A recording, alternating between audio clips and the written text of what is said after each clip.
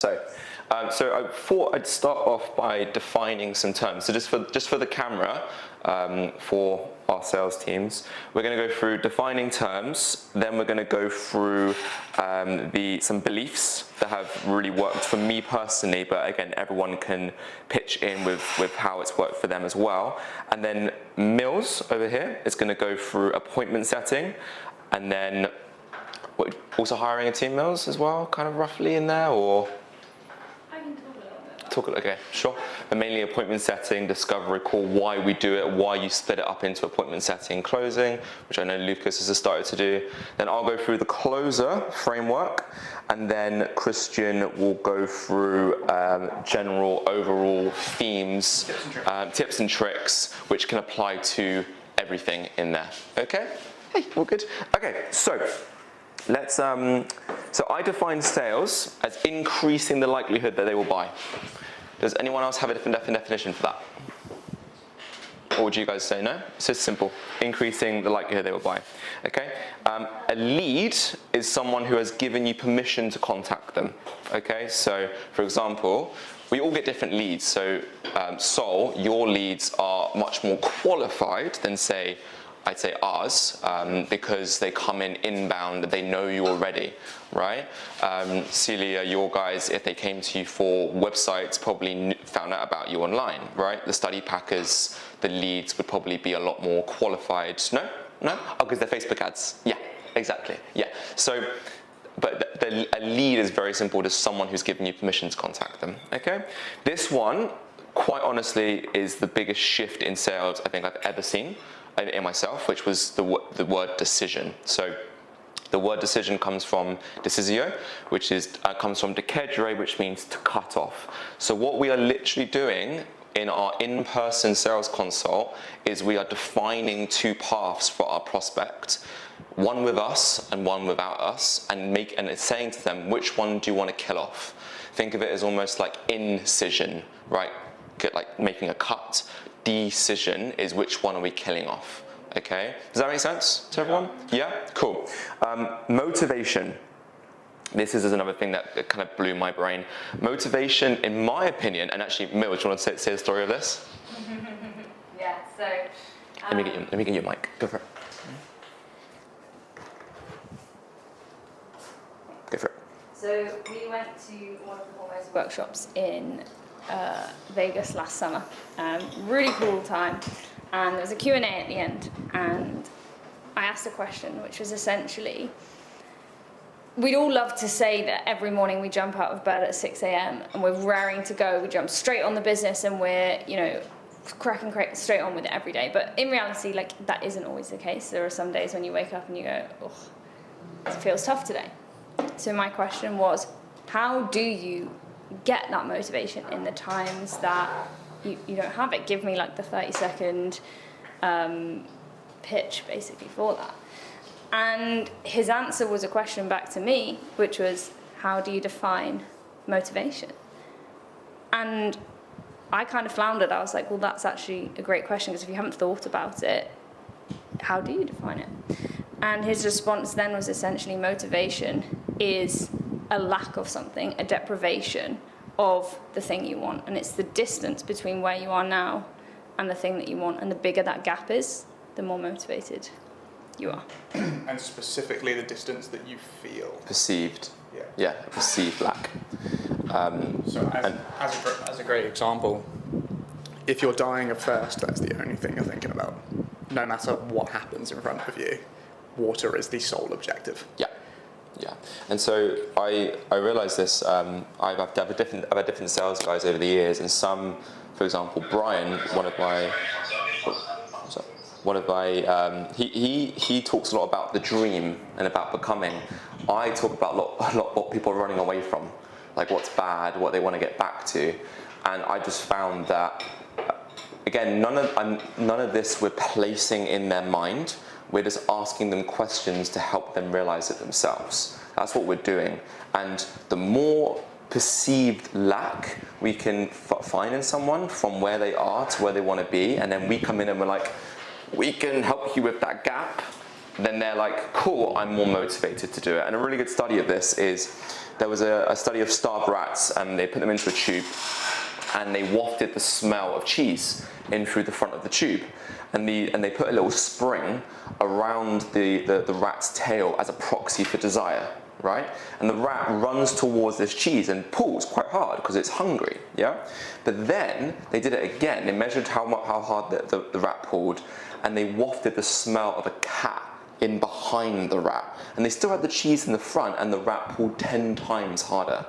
And this is the thing, it's like, imagine your marathon you got in 3 months. If I said to you, you can have $1 million at the end, or I put a gun to your family member's head, which one's more motivating, right? So sometimes we can use both, and I personally use both, but it's just good to know that motivation, it's not only do you need to run towards something that you want, but you also need to run away from something that you fear.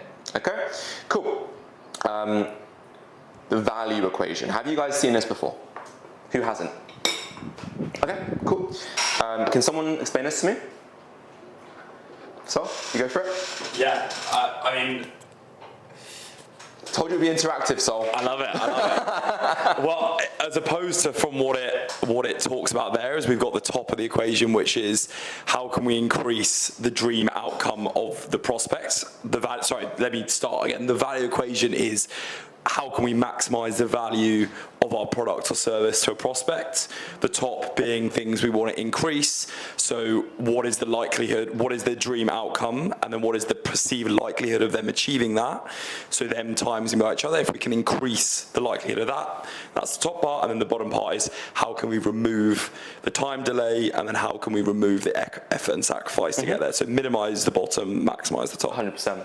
And yeah, the big companies in the world try to get this to zero.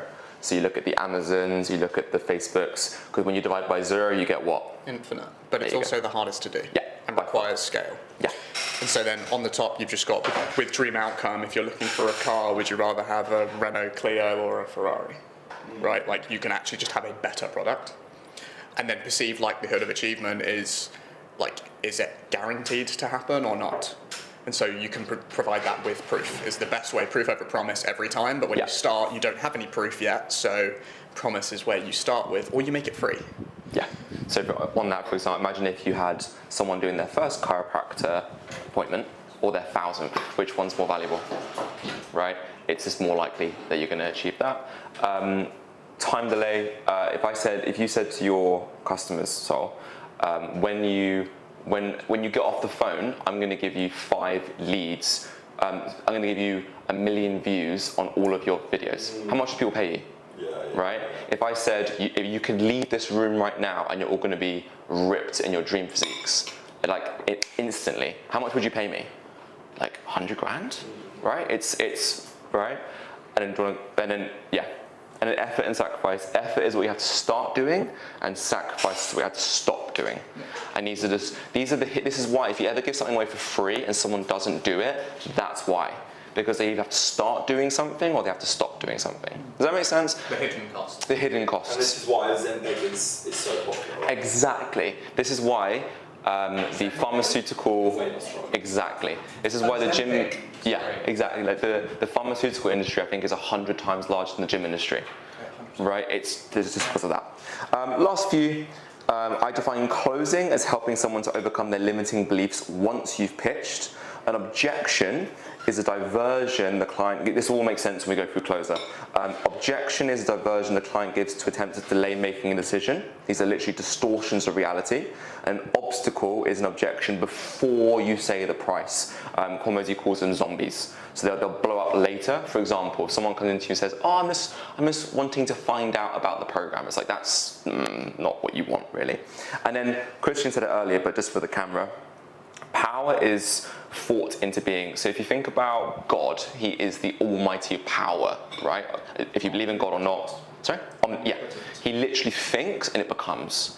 But we can also define power as the ability to direct or influence others. And as Christian said, power in the wrong hands is bad. However, when you genuinely believe in the product and you know it's good, the ability to actually direct and influence someone is fantastic. It's just like holding a sword. You can use it to protect someone, you can use it to kill someone, right? So that is power. Any questions on this? Is there any other terms that anyone wants defining? But this is the single reason why sales has such a bad name. because everyone has experienced the sales guys that jump on you and you're like, fuck off. Yeah. It's the moment you're that guy, you've lost. Yeah, yeah, especially in today's world, because people have the power has shifted from the sales guy to the consumer, because the consumer has more choice. They can shop around, they can look around online. You think of car insurance; it used to be a door-to-door thing. Now they can just go on Go Compare, and it's like, bam, that's what they can do. Okay, I'm gonna run through these really quick. I'll say it, but I want to see how you guys have kind of like integrated this at all in your stuff. So the first one is people want to buy. That's why they're showing up to your sales appointment. Their emotional brain is there for a reason. You just have to convince their rational brain that it's something that they should be doing. Okay? They have a problem. We just have to find that problem. And for a lot of us, like I know when I jumped on sales calls, you know that feeling you get in your stomach of like, wow, this is really cool. They're actually going to help me. This is super cool. A lot of it is I actually want that person to help me, but they're just not good at sales. And if that person was good at sales, I would have joined their program. But if they're not good at sales, I know their program is not going to be good. So it's, you come to there because you want to solve a problem. It's our responsibility to figure out what that true problem is. Okay? Any thoughts on that? No? Okay. The word, okay, this is what we're saying. The word sales suck. It's like if I started talking about why you should all believe in Jesus or Christianity or anything like that, or any religions or anything in general, right? It's like a lot of these terms are quite bundled and they have a lot of like emotion attached to them. But in reality, the best coaches in the world are the best salespeople. I just think fundamentally. Would anyone object to that? In what context? They're the people that are the best. Like, to coach is to direct or influence someone. True. Right? And so even if it's not, I think in terms of the usual sales thing of pushing, but I think coaching is help almost holding up a mirror to someone else and helping them to overcome their beliefs, which in my opinion is definition of sales, in the way that we see it. Yeah, I totally agree with that. I also think coaching has an additional element of sharing expertise, which salespeople don't need to do. True. Because Very you true. can sell something that you have no expertise in. 100%. It helps, but you don't have to. Yeah. I think that's the only difference I can see. Yeah. I see a lot of confused faces. Would anyone not agree with that? Lucas? Do we have this most confused face? Maybe. Or attractive. Not really. Okay. I mean, it's a new definition, but like makes sense. Yeah. In a way, definitely. Okay. Cool. I think I wouldn't agree to 100%, but Yeah. Okay. Cool. So, like I said, I define sales as the first step in coaching, as someone will not listen to your advice until they are quite literally bought in. So, as a general aside, my family has always been obese, right? We have the obese gene or whatever, and they're all fat. They don't train, and they're all like in bad shape. And for years, I tried to push on them to do stuff. So my sister's mentally ill. I tried to get her to do cold showers and all the stuff that I was doing when I was getting into the self-help world, like, whoa, let's do it. And if anything, the more I pushed, the more they pushed back and the more they stopped. And then now that I own a gym, I did ultras, Ironmans, blah, blah, blah. Oh, look, they're all in shape. Because maybe they had a perceived lack, because they saw that someone with the same genetics as them, who came from the same upbringing as them, is killing it in the same domain that they want. All their beliefs, all their just got completely destroyed in one thing. I didn't push it on them. Almost like another way of saying it is, spread your philosophy far and wide, but be very careful about using words, right? And it's like just being that person, again, like Lucas said, in terms of like being in that environment, you just become it in a way. So this is what I was kind of saying. It's like they wouldn't listen to me when I was lecturing them or anything, but then when I just stood back and didn't say, oh look, they're coming to me now, they're asking for advice and stuff. It's just an interesting kind of paradox. Obstacles are easier to object than overcome than objections. Obstacles are what someone says before you say the price, and objections what happens after the price. Literally, as soon as you say the price, it's a ticking time bomb, and it's going to blow up. So it's really good to get to them before, and we'll go through that later in Closer. If any of this doesn't make sense now, we'll clarify later, I promise. Expect no. This is the most important thing, right? If they're going to say yes, then you are not necessary. You do not need to be there, right? If they were going to say yes, like we said yesterday, you could just set up a button on your website saying pay here. Like, you're not necessary, right? But most people, again, they emotionally want to believe something, you need to help them to convince their rational brain to do something, okay? So they need your help. Next thing, train for the gasp. I at first, when I first did sales, I was really scared about asking for 100 quid, and then I closed a few guys on 4 grand, and it was completely different. And it broke all my beliefs. But you want people to go, because as soon as they go, any price you say after that is nothing, right? So for example, if I said 10 grand, then I say £100. Or if I said £10, £100. I said £100, right? But which one feels bigger? The second time round when I said it, because you compare things, right? We're always compare. It's like we were saying the other day, when you're in Nirvana, you're like, this is fucking expensive compared to everyone else in Bali, right? But The first day you arrive. your first day you arrive, like, this is so cheap, right? You're comparing it to something else. So if you put things around it, it makes it. So we can always start high, then we can drop down. Does this make sense so far? Any questions? Yeah, these are just overall kind of things that really help me.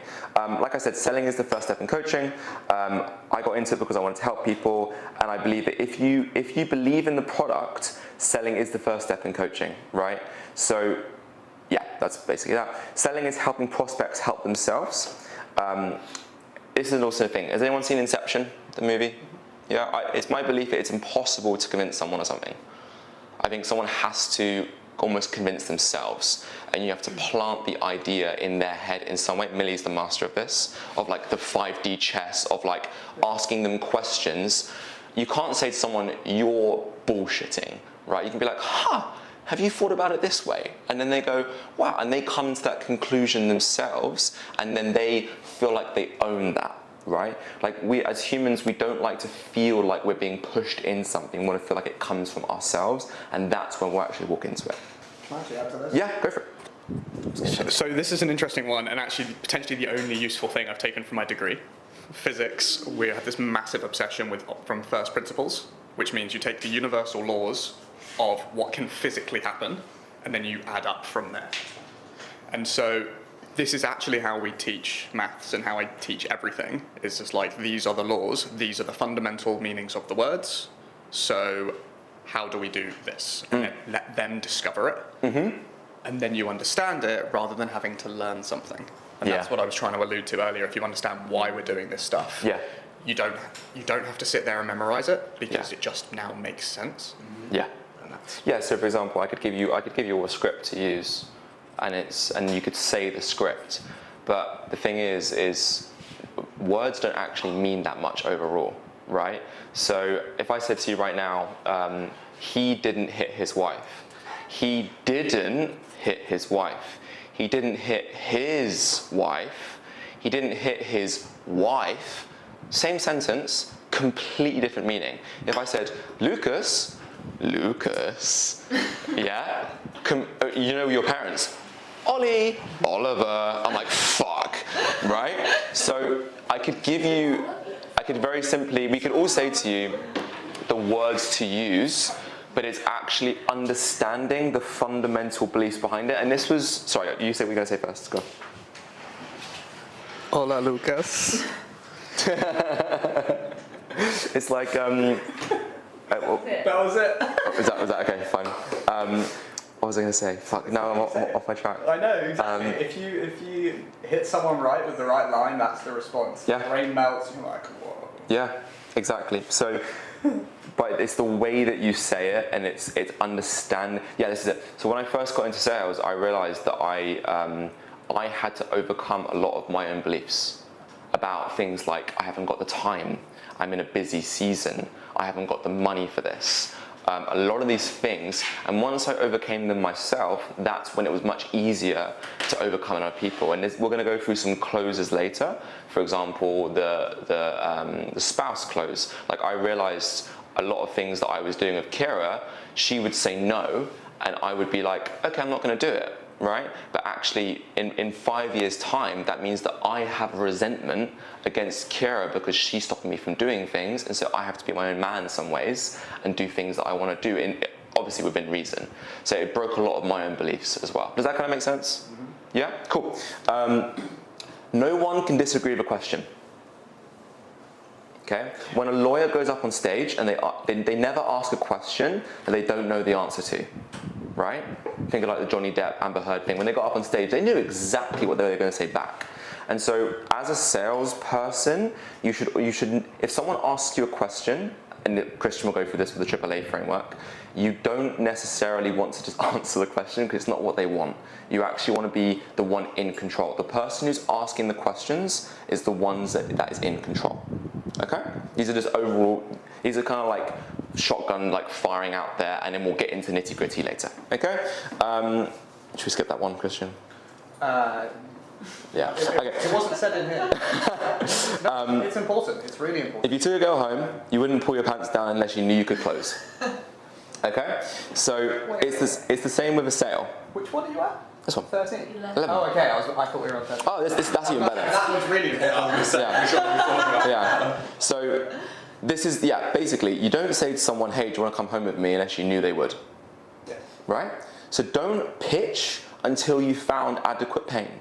The pain becomes the pitch, but don't say, this is my amazing study pack, all right? This is my amazing process, this is amazing university, unless you fundamentally know what they want, what their desires are, what their dream is, because otherwise it's just not going to work, right? So the first thing you need to do is you need to understand them, and then don't pitch until you found the adequate pain. And I see closer as almost like a game. You have to pass the level to get to the next one. And it might take half an hour to pass that level, but you don't go past it until you found it. We'll go through it later and all that. I just want to jump into this bit. So many, I've interviewed and seen like 100 sales guys in the last couple of weeks. The single biggest thing they do wrong is in every aspect of the pitch, they try and sell you. They're trying to convince you why it's fantastic, and I'm just like, fuck off. Like, genuinely leave me alone. When you aren't selling, don't sell. Just give them advice and help that they can take forwards to be like, oh my gosh, that's really useful. Even if I don't close, I can use that. Like, that's the point. Yeah. Because then they're just, you give, and the moment you sell, nail them, and then they're in. Yeah. Don't half-ass it the whole time, because then they're going to be like, oh. And it's creating the gap, right? Like 100%. increasing a larger gap between where all the value you can provide in closing. 100%. I think if there's two things you take away from today, I think it's the clarify and it's the overcomes in terms of the two largest leverages in terms of your business. 100%. It's actually funny, the people who are the worst at selling are the ones that have to overcome the most. Yeah, it's so annoying. You have to have the best so skill true. when you're the worst. It's so funny, like, you know, in school, everyone's like, oh, he talks a lot. He'll be a great sales guy. It's like, no. No. It's the person who's in the corner who has the ability to, I guess the word is manipulate in that way, but just to ask the questions and be like, are you sure? And cares. Those are the best sales guys. Yeah. Okay? Seek to understand, not argue. Childlike curiosity at all times. You know what I did there? So I was like, right? You almost want to, did I say, yeah. You almost want to sell, this links into the next point, which is this is seduction, not rape, right? It's a dance, not a fight, yeah? You want to sell from the back foot. The worst trait, and funny, we were talking about dating earlier, so the worst trait in dating is neediness, right? But the most attractive is when the person doesn't need the other person. Right? We're aiming to help them make a decision, not, this is, my gym's called Cali, not to sign up to Cali. If that means they don't sign up, that's great. I say to my sales guys, I would like you to make sure everyone makes a decision. If they're in or if they're out. I couldn't care less if it's with us or if it's not, or if it is. But I want to help them, they want to make a decision, and I pre-frame them on the discovery call saying, you're going to make a decision in the gym, and you're going to come to it at the end because the kedre, killing off, which path are we killing off today? If it gets to the point of like, people literally say, I don't think this is a good fit for you, and you put your hand out and you shake, I'd love that. I'd rather have that than, I need to think about it, I'm going to talk to my wife, blah, blah, blah. It's like, no, I don't think it's a good fit for you. Go for it, Sam. Super interesting. Sorry to grab that, Wallace, but Please. I think The biggest thing that I found here is when I was in a financial need, and I think this is really important for anyone who's a closing setting or a business owner, is when you're in a financial need and you need the money, it's the hardest to sell because you give off this vibe like dating, which is you're desperate to get it over the line. The way I changed my whole business in the last few days or few weeks is because I became financially in a safer position, and I could say, hand on heart, I don't care if you close right now because of the fact that it doesn't make a difference to my life. So getting into a position where you're thinking abundantly, not in a scarcity 100%. Mindset, changed everything for sales for me, and I think that applies to that dating part. That's huge. It says in the Bible, for those that have everything, more will be given, which is a pretty fucked up statement, but it's kind of true, right? Of just like, if you... Because of the actions you take. Exactly. And so this, I'll skip to 15. Humans are incredibly good at sniffing out intention. We call it commission breath, right? So make sure your intentions are to help, not to sell. The more you help, the more they'll buy. And this is what Christian, I think, pushes so much with his team, but it's fundamentally, we have to make sure that when we're doing this, you're not coming at it from this, like, you can feel it. You know, when someone's on the street and they're like, have you heard of my charity? And you're like, shut up. Like, if they just said, hey, what's up, how you doing today? And then you chat about it, and then you get onto the fact of, oh, have you given to anything recently? And then eventually you might say, oh, I'm doing this thing. It's much easier in that sense. This is a really important one. Selling is a transference of belief over a bridge of trust. Therefore, conviction matters. So, how many times have you been around someone who just, like, for example, I was like, oh, I wonder if I can do a university degree online in Germany. Because you have so much conviction in the product that I was like, you didn't even sell me, right? But it's like, that sounds really cool, right? I want to do that. When you have the conviction in something, people pick up on it. They pick up on the energy, right? And so one of the easiest simple things that you could do right now, if you have sales guys, is give them a ton of testimonials, right? Hormozy, when he had his gyms, he noticed that on Saturdays, his sales percentage was 100%. And the reason why is because all of his 6-week challenges did a weigh-in that morning, and all the sales guys were there. And so they were like, this is fucking sick. I just saw all these guys close in the morning, do have amazing results in the morning. Like, just do it. Like, what are you doing? So it's a transference of belief over a bridge of trust. Does that make sense? Yeah? Yes, 100%. Want to add something to that? So I think that's a thing that I experienced in the sales calls recently as well, is you talk about your testimonials as if they are your friends. Oh. So you integrate them in terms of, like last month I spent time with Chiara and Janine in Chagall, and it was a really amazing time.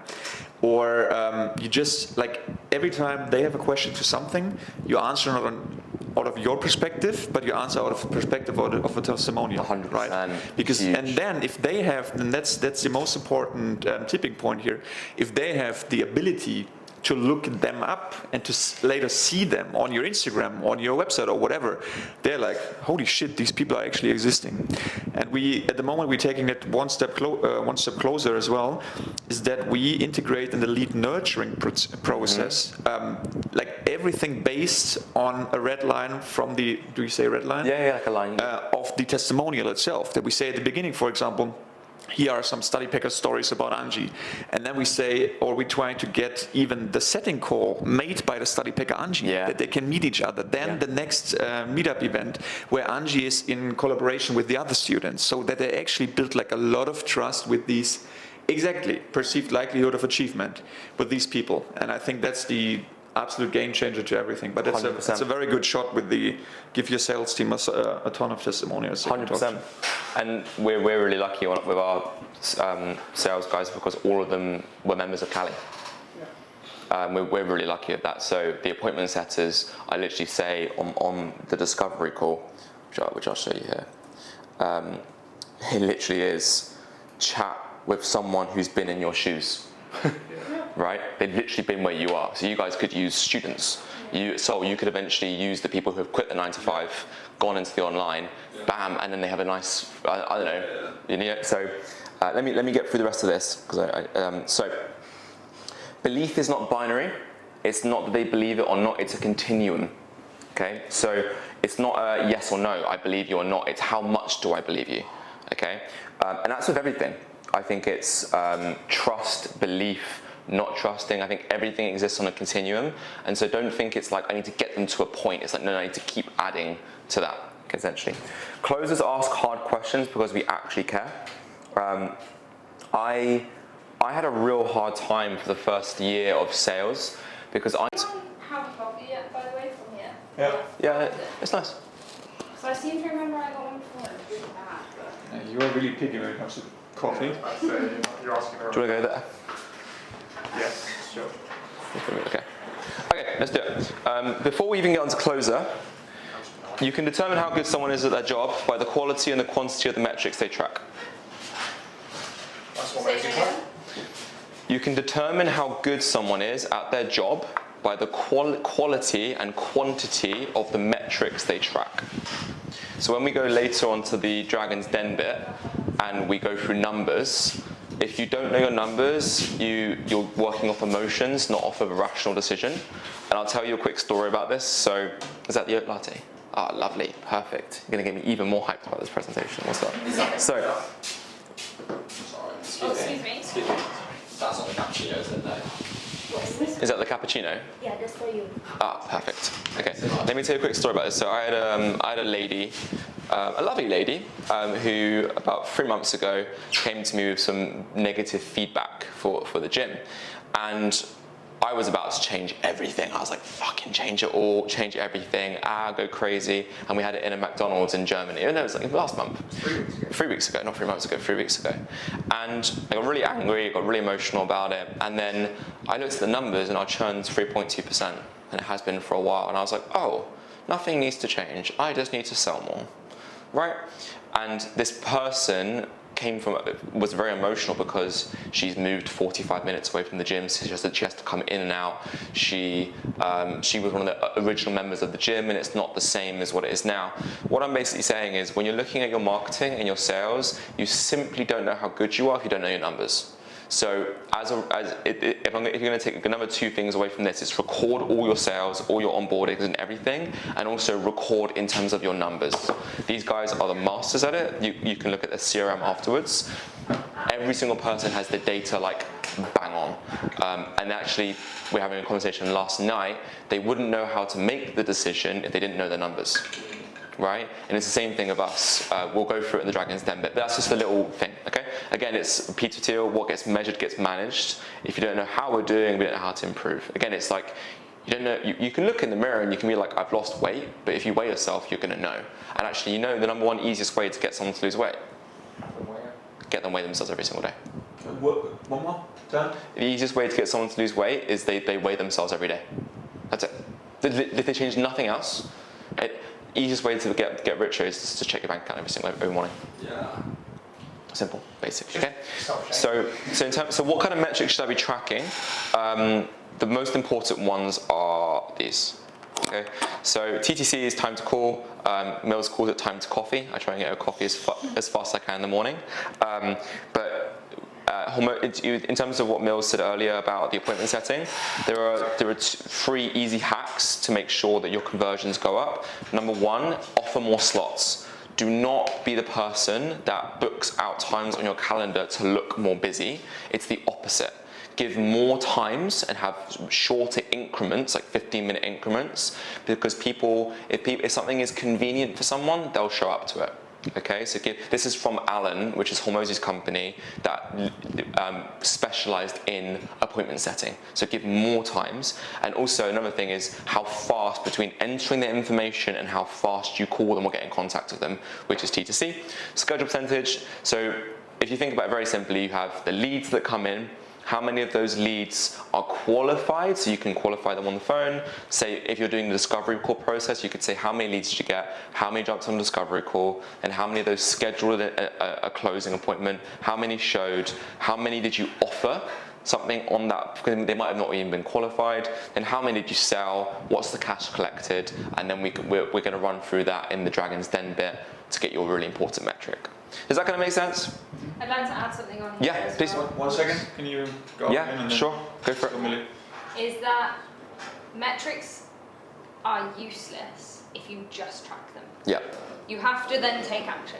If Yeah. you're tracking a metric and you're, no matter what that metric says, you're never going to take an action, whether it's at 100 or 0, you're wasting your time. But all of these are metrics that you should track and take action when needed. So it's all well and good having a lovely spreadsheet or a CRM with 100%. colours and percentages and whatever. 100%. If you're not doing anything about it, like, yeah, people kind of like to get excited over looking at the numbers. Oh, it's pretty, oh, we got this percent. But like, it doesn't matter if it doesn't mean anything, if that 100%. doesn't translate to an action of, okay, our close rate has halved, shit, what's happened? Yeah. What do we need to do to get that back up? Yeah. Or, you know, this new thing that we've implemented means our no-show rate has decreased by 15%. Great, we're going Yeah. to keep that thing in. Yeah. So they have to mean things in terms of 100%. your business as well, not just be vanity numbers. To make you 100%.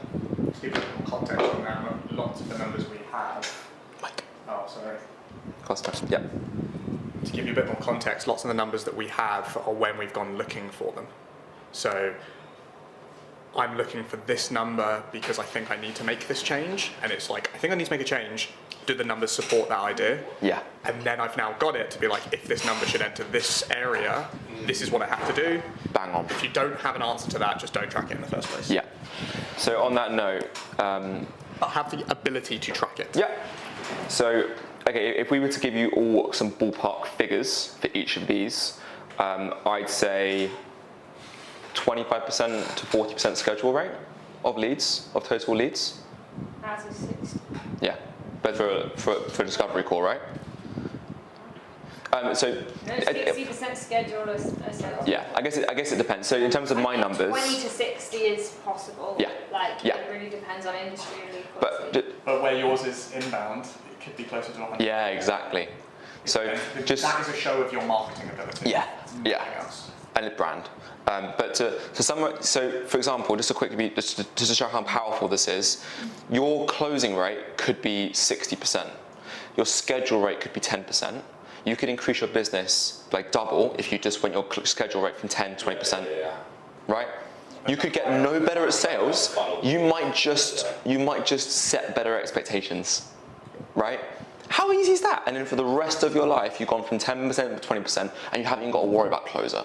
This is why I did this first, because it's like, this is great, but like if you're closing 70%, you probably just need to get more leads. Yeah, but you don't. Right? Like I always try and like, Elon always talks about this, what's the problem? Can I just get rid of it? It's like, cool, let's just get rid of the problem first. Do I even need to solve it first? Okay? Put a number on it. What close rate are we talking is like? 50% minimum, I'd say. 50% close rate. Yeah. Minimum.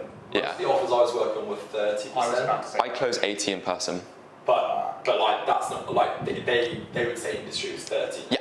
Yeah, but also ours isn't that expensive. It's all people coming to the gym. Once they're there, they're probably done. I'm the founder, etc. My team, my new guys, like 30%, Brian 60%. It depends. It depends. So, okay. So you're saying just for you to be like, this is no longer a problem? Yeah. Yeah. I'm Yeah. saying like, if you're below 30%, Sorry. it's potentially a problem. Yeah. 30, like, it's probably not the issue. Yeah. But yeah, exactly. Does that just as a kind of zoom out before we get into it? Yeah. Cool. Close up. So this is kind of the way I see it. The kind of the timeline of a close. At first, you're in discovery of the close. Okay. You should barely be talking here. You should just shrink into irrelevance and just be a mirror during this stage. Clarify, label, overview. You're just going deeper. Like, if I talk for more than a sentence, I feel uncomfortable during that, okay? And here, you might get obstacles. You see how this works? So discovery, clarify, so CLO, and you're gonna get obstacles during this. Once you have said the price and you've sold the vacation, you've said the pitch, now you get into objections, and now you have to sell, overcome, reinforce. Does that make sense in terms of obstacles and objections? Yeah, everyone? Yeah? Cool. So to give some example of obstacles, it might be, I'm not really into bodyweight training. Right? You could continue with that, but that's gonna blow up here, right? And that's gonna get really bad later. An objection would be, I don't want to start now, I'll start in 6 months. That's an objection, right? After the price. It might be, I'll continue my job for 3 months longer and I'll get back to you, Sol. Yeah, these are objections afterwards, okay? Now, you want it to be a nice straight line, right? Clarify, label. In reality, you start talking about their cats, then you start talking about the fucking experience they had last Tuesday at another gym, and then you go back to it, and then, oh, fucking hell, all of a sudden we're here, and oh my God, we're off doing objections. You want to, this is what you were saying about the red line, Lucas, you want to generally follow this line.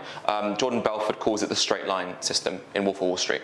So you want to just take them along this journey of kind of like a straight line. Make sense? Cool. And that line is closer. So I'm going to run through this quick because it seems like a lot of us properly understand this. So let me zoom out a little bit on this. Sorry, one thing. So Yeah, go for basically, can you quickly go back? Yeah, of course. So basically, you're trying to get everything that could come up in the objections, like all the problems, get them, like First. solve them first, Yeah. and make them obstacles Yeah. instead of 100%. pointing against. 100%. So for example, I could be talking to you, right? And your objection could be, I need to talk to my husband, right? And I could say to you before even that, I could say, you sound like the kind of person that makes decisions on your own. If you were to do this about your husband, would that be cool? And you go, yes. You can't say that later now because you've said that you can make decisions on your own. If you say, for example, Sol, you seem like the kind of person that places quality over price, right? He can't then say about the price later because I've labeled him as something that I want him to be later. Yeah. This is kind of like It's kind of you're pulling the string so it's flatter here. exactly, And just exactly. to triple down that, every single time I've forgotten to do an obstacle, it has come up in the objections, Yeah. and I've been like, oh, Yeah, and it's so frustrating. So genuinely, like my sales script is like a tick list, and I make sure that I tick, Yeah. and I make sure everything is done. Yeah. I call it the pre-price and post-price. Yeah. Everything changes once the price. 100%. It's a ticking time bomb. Yeah. It's going to blow up eventually. That's also the most fun bit. Oh my God, it's so fun. I love it. Right, Okay. it requires so much more skill. Yeah. Handling obstacles really smooth, that you're helping them solve problems. Afterwards, you're fighting them. Yeah. Yeah. Yeah, exactly. Remember, seduction, not rape. Exactly, and that's the moment it's fucking handcuffing you now. Okay. Okay, fair enough. So let's go through this real quick because and if you guys have any questions on this, let us know. It sounds like we can all kind of answer it. So the first thing you want to do is, I used to call this I Klopser, I being introduced. So before you even start, you need to set the frame, which is, if you've done a discovery call, it's, hey Sol, thanks so much for coming into the gym. I listened to your chat with Ollie over the phone. It sounds like you had this goal, you live in Coast Above, which is super cool, blah, blah, blah. Just to let you know, so you think of Hormozi's framework for videos, it's proof, promise, plan.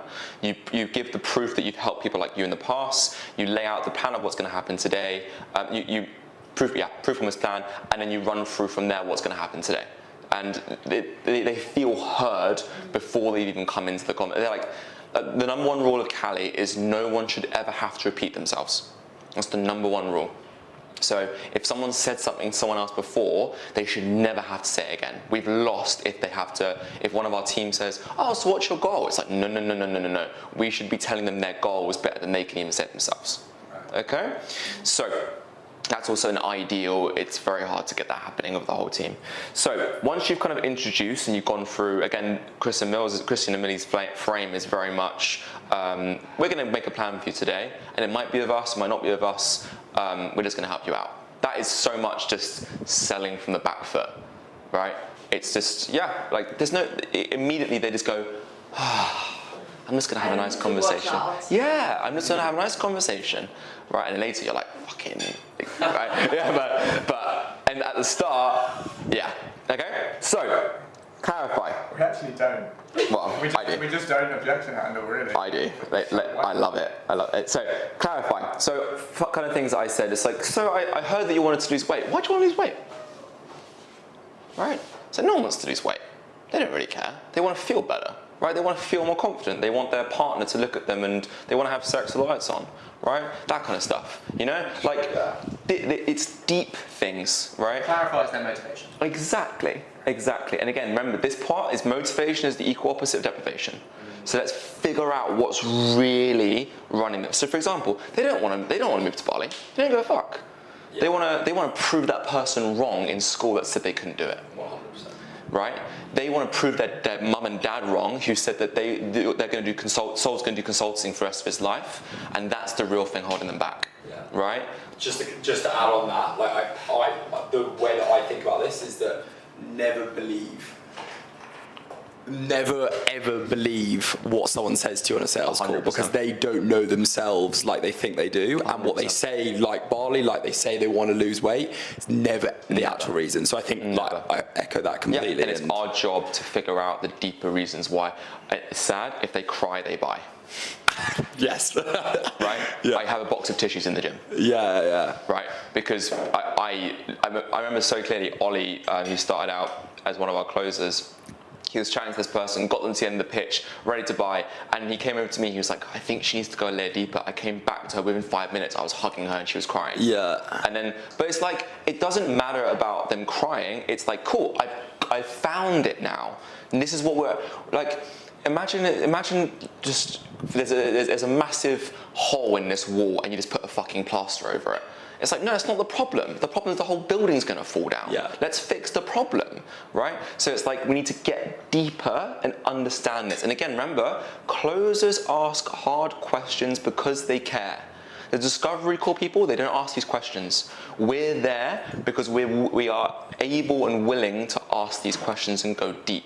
So for example, it's like, what do your parents think about this? What's your relationship with your parents like? Did they do this when they were a kid, right? Are they cool with you leaving your 9 to 5 and going to Bali? How do you feel about that? If 5 years went by and you were still in your 9 to 5, how would you be feeling? Yeah. Right? That kind of stuff. It's deep. And the way, and just add on that, the Yeah, way I love please. to think about it is we all probably played Mario Kart growing up. The way I think about it is they're trying to win the race, and the end is the like where they want to go.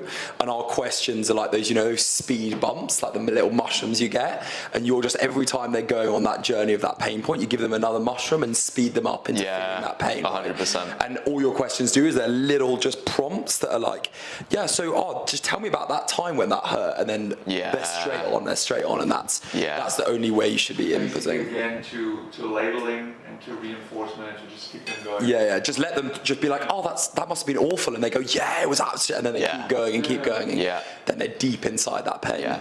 So I always teach my guys, it's probably 5 layers deeper than what they said at first.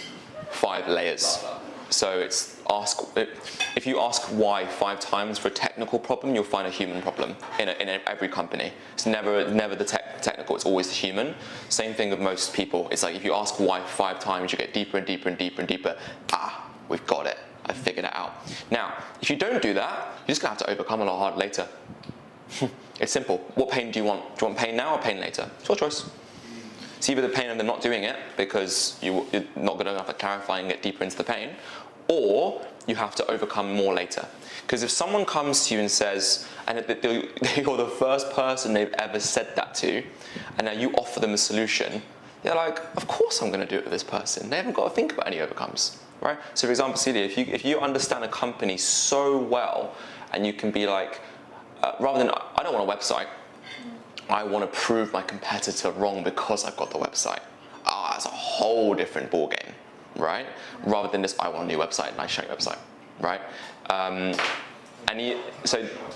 Yeah, exactly. Does that make sense? Go ahead. And just because I think it's interesting, because we're all basically B2C, whereas you're obviously B2B, right? And it's working out that the human inside the company has reasons that are not linked to the company. So their company's mission might be to solve websites or build websites, but actually the singular buyer's problem might be their boss is like breathing down their neck, or they want to get that promotion, or something like that. So understanding their problems as a human being are different to the business's problems. 100%. It's super useful for you, whereas for us, with our offers, it's a bit more like their overall life goals, right? Know the person you're selling. Yeah. So what I do is and also note, never sit opposite people, always sit side to side if you're in person, just a quick note.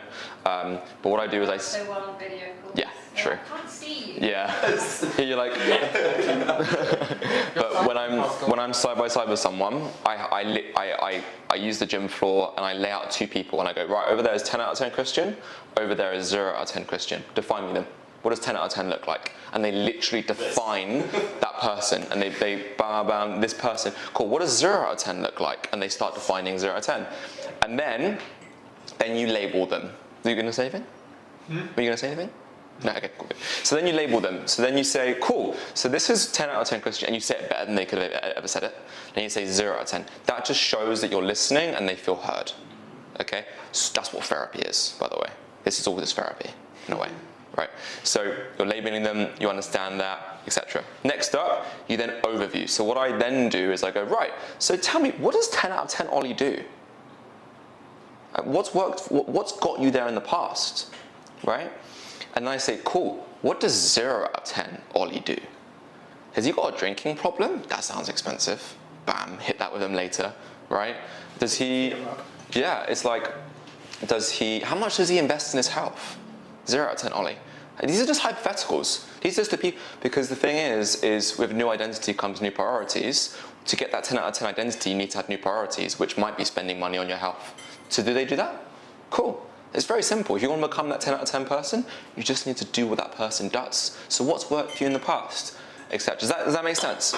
Yeah. So it's very clearly laying out, what does 10 out of 10 look like? This is the way I do it. 10 out of 10, 0 out of 10. What do these people do? Have you been there in the past? How did that feel? Right? How did it feel to be 1 out of 10?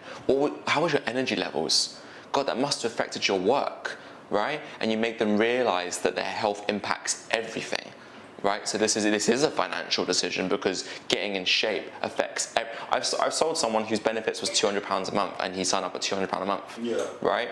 It's like, because it just, and then a year later he got a new job, he completely changed his life, right? Because his health improved. And again, it's conviction. I have conviction that it will work, right? Want to add anything on label, overview? No, I think this is actually really awesome for overview though, because we don't use it so much for obstacle handling. We use the overview mostly for identifying the things where they've tried, that they have or haven't tried before, to highlight when selling of, this is the thing that I would highlight for you, because you said you want more of that. Well, I'm not going to tell you about this thing that you don't want to know about, as long as you're not misleading them. Which is really interesting. 100%. So it's a bit of that there as well, of like, okay, so when you were in shape in the past, what were you doing? You had a PT. That makes sense. So you like PT. Cool. So when you have accountability, you get better results.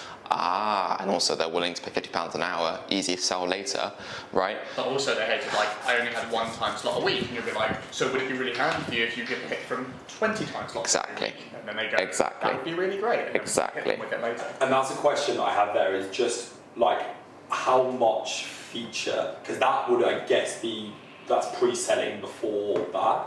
How much do you guys go between pre-selling before and not pre-selling before? Because that was the point that we made earlier, which is not to pre-sell before, right? Correct. So I definitely highlight where they are struggling to find fixes for it, but I don't say we fix them. Right. I never say like, we will do that for you. Yeah. It's just, so would it be better if this? And then when you say And then stack. And what you're doing is they're the whole time being like, this person really knows. And then when you come to sell it, then they're like, and you just make sure you tick off all of those. and it's like just Exactly. earlier, you now get to choose from these times. Exactly. So you're like, so you've got really good results when you were in a karate class and a group class. That makes a lot of sense. I think you're really gonna like this. Move on to the next bit, and they go, ooh, and it's like, and you just have this little smile of like, you're kind of like getting them excited. You haven't even said it, like you haven't pulled your pants down yet. Like you've said it later, and you're like, this is gonna be super cool. Okay. I visualise literally putting golf balls on tees. I love that. Yeah. And I'm like, that one's coming later. Yeah. It's like, Yeah. And I think like logistically, I found it's super important to write those down. Like when I'm doing it, like actually talking about the logistics of it is to make sure that I have a list next to me on the call of like, these are the 5 things they've mentioned. So I'm going to make sure that I hit all 5 of them while I'm doing my pitch. Bang on. Thank you for the perfect transition, because the pain becomes the pitch. Precisely. right? Now, if I had a mum who was in her 50s, I would be saying her very differently to Christian. Okay, because I wouldn't be saying to Christian, oh, you're going to meet all these lovely mums, maybe, but you're going to meet all these lovely mums who are just like you, who've got 2 kids. Like, nah, I'm going to say to Christian, you've got all these jack guys in the gym who are absolutely smashing it, doing muscle-ups, front levers, back levers. I'm not going to say that to a mum. I'm going to be like, oh, you can go out for coffee with Sally and Jenny and blah, blah, blah. And like, This is where I will shamelessly add in that the majority of my sales come from flirting with mums. yeah. 100%.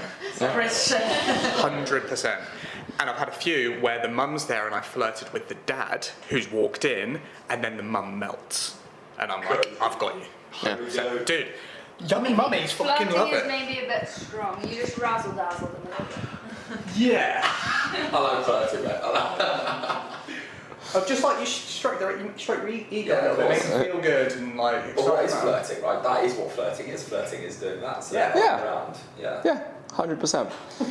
Mums love And it. before selling, you can do a bit of the pre-framing. This is what we were kind of mentioning here, right? So you can, so there's 2 concepts that we'll come to later, which I think will help everyone here. I don't know if you are doing it, but it'll really, really help. One of them is the onion, and one of them is the stool, S-T-O-O-L, okay? Now the stool is this, okay? So for us, this holds up your goal, which is you need fitness, nutrition, and accountability. If you don't have one of these, the stool collapses and you're not going to get your goal. So what you say is you look at all the other gyms, right? And you look at all the other things and you say, okay, so you need to do some sort of strength training. This is what the pitch becomes. So you need some sort of strength training. Ah, that's why Weight Watch didn't work for you, because you had nutrition and accountability, but you didn't give your body any reason to keep the weight off, and that's why you didn't have it. And also, when you build muscle, your base metabolic rate goes up and you can keep off for longer. Ah, that's why you failed. It's not your fault. You just didn't have the perfect program. Okay, luckily we do have it now. Ah, so you went to Pure Gym. Cool, so you literally just had equipment, but no one told you how to do it, no one was helping you in nutrition, and no one was actually helping you in terms of accountability. That makes sense. It's not your fault. I'm not a loser. Yeah, exactly. Like all these problems. So what you kind of do is you kind of get in there, you get their pain, and then you go, no, it's not your fault. Because if you had what we're going to give you, you wouldn't even be here today. And I say that to some people, they're like, blah, blah, blah. I'm like, well, the thing is, Sol, it's pretty obvious. You wouldn't be here if you had what we had. It's pretty obvious. It's just simple. I've just had a bit of a revelation on this in that all services, Hormozy says something really nice in that the person that buys only buys for one feature. Of your whole package, they buy for one feature, and it's because of this. Yeah. Because if they could do it themselves, Yeah. they would. And so what's the one pillar they miss, and that's the one you sell to them. Exactly. And But usually, that one pillar has to be good enough on its own exactly. for them to buy for the price. It's usually accountability for all of us. That's what it would usually be. Because anyone can find out how to quit. I can work out marketing online. I can work out how to go to university online. Okay. It's the fact that I'm paying in money rather than time for your guys' expertise and you holding my hand. So it's mainly accountability. And we'll talk about how to say that later. Is this being useful? Am I talking too much, or is this about right? Okay, great. Just a quick thing on discovery, by the way. This is how I see the discovery phase, and clarify. The top's bullshit. Right? Which is just like, the gym look cool, I was having a look around. Bullshit. Surface is, I want to get stronger, I want to feel better. Emotion is, my knees stop me from playing with my kids. I can't remember the last time I felt good. And then pain is, I just don't know who I am anymore. My husband can't stand me anymore. I hate how I look in the mirror. Once you, just to kind of circle back to clarify, I see this as like a game, right? Once they go, my husband just doesn't like me anymore. Bam. Then we move on. But until we get to that point, you do not move on past clarify. Okay? You have to get to that fucking emotion. And people find it hard, it's tough. But this is why we're in this job. Because we want to help people, right? And if you want to help people, you have to get deep. Because you ask hard questions, right? So that's what I always think about. It usually is the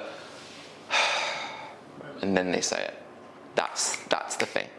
Okay, label, blah, blah, blah. I would recommend all of you to, if you can, to create some sort of 3-pillar pitch for your company. I've got mine. Yeah. right? Yeah, same. Lucas, you could be traveling, education, and community. Community accountability. Yeah, like accountability and community is one. Yeah, So it could be something like being with other study packers, Yeah. actually getting education, and being able to travel at the same time. Yeah. So it could be. That's like 3 features, rather than 3 things that are required to make you successful, I think. Yeah, so mine is Good point.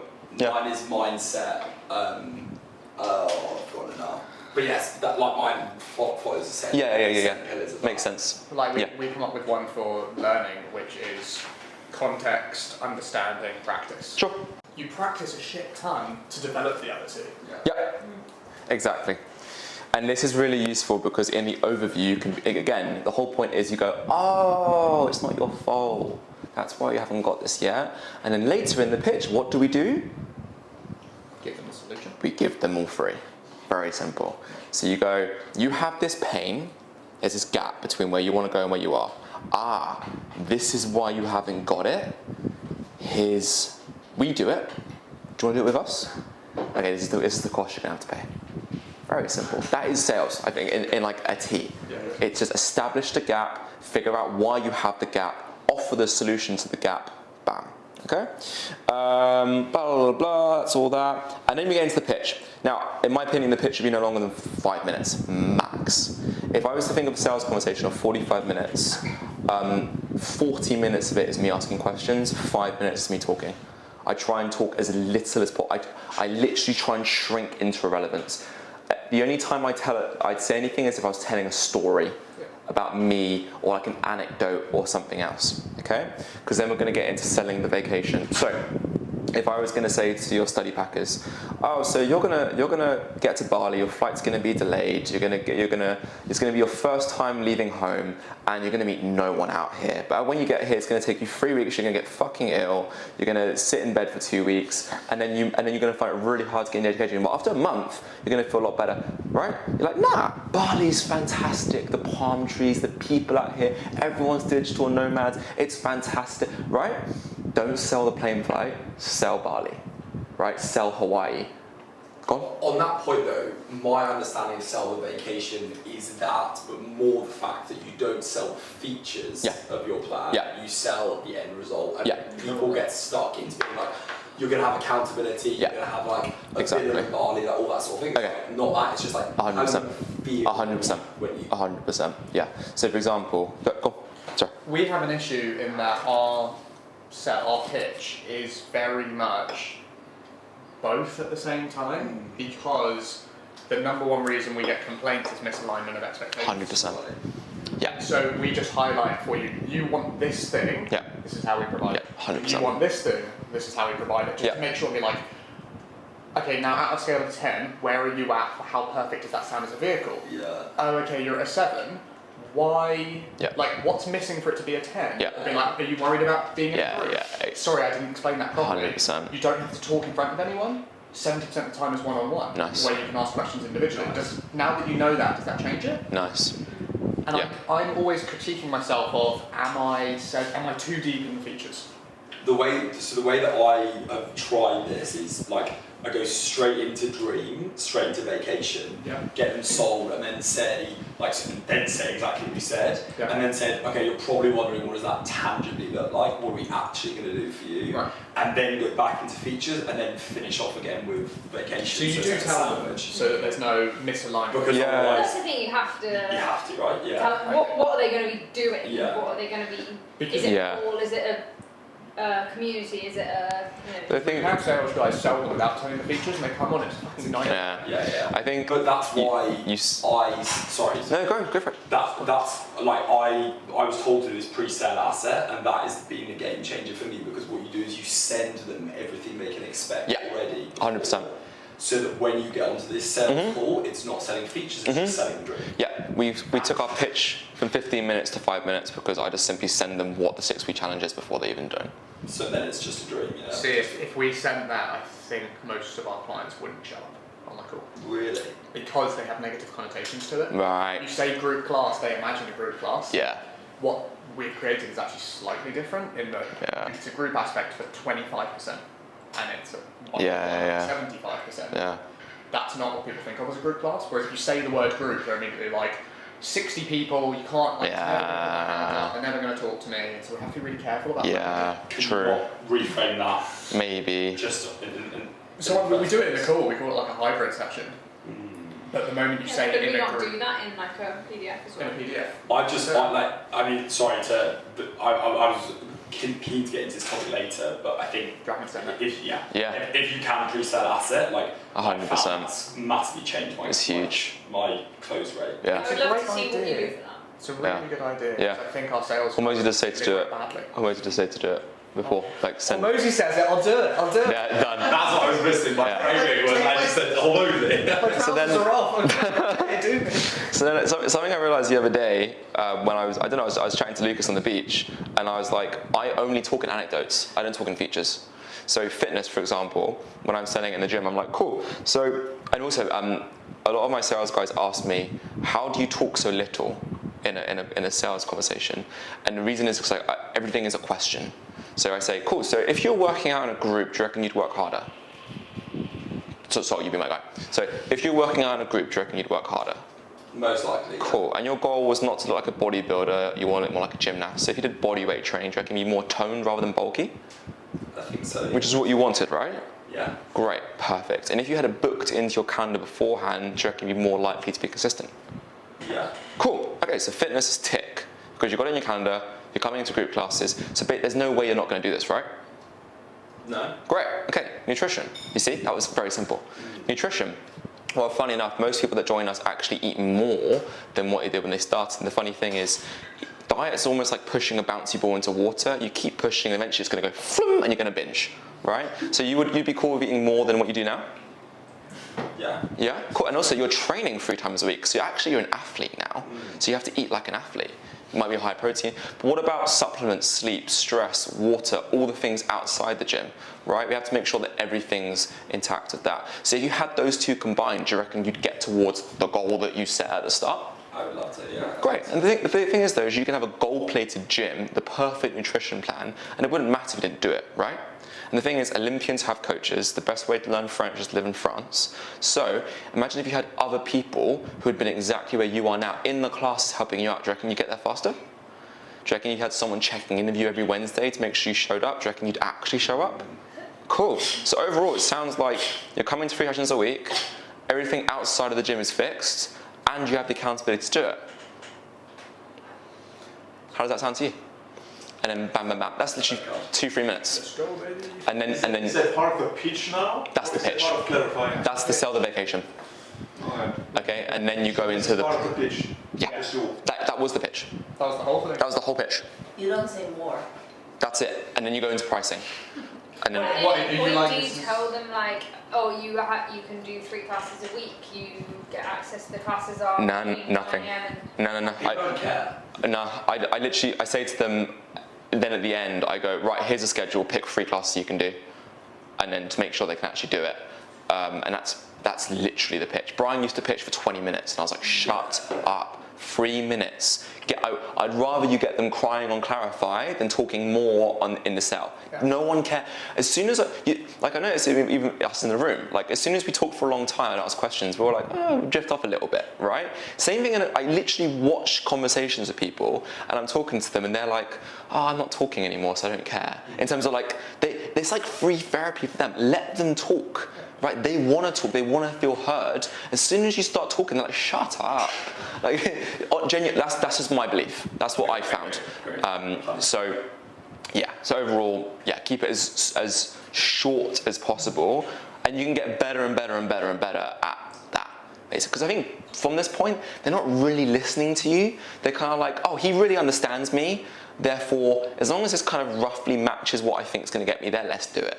And then they're like, oh fuck, how much is it going to cost? Yeah. They're listening for red flags.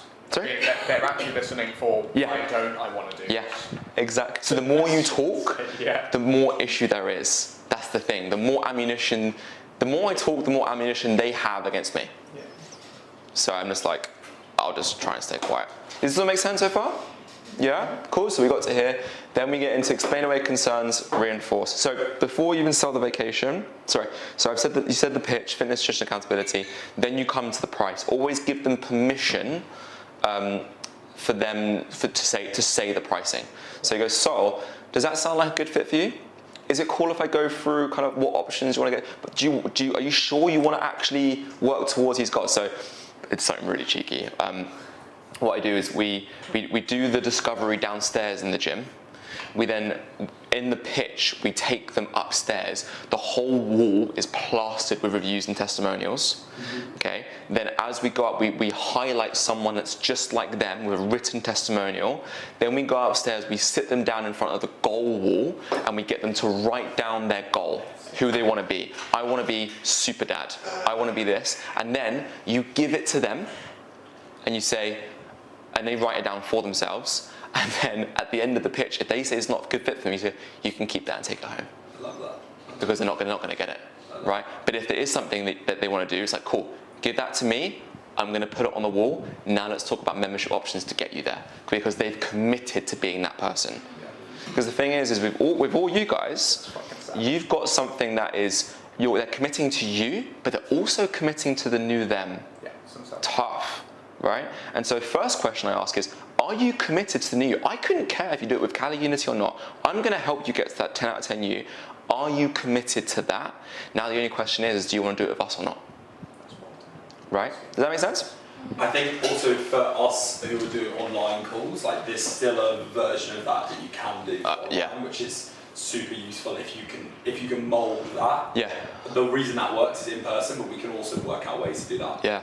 Online. So for example, I'm trying to find better ways to do it because I struggle to show. It's awkward to be like, I'm going to show you a video for the next 4 minutes. Yeah. We've done and it works, but it's. So the reason I love the stall so much is because I get them to draw the triangle. Nice. And I get them to go, okay, so this is all about 3 things. Would you mind getting a pen and paper out and drawing this triangle? Nice. And that this is all you need, and then talk through why each of the part is important.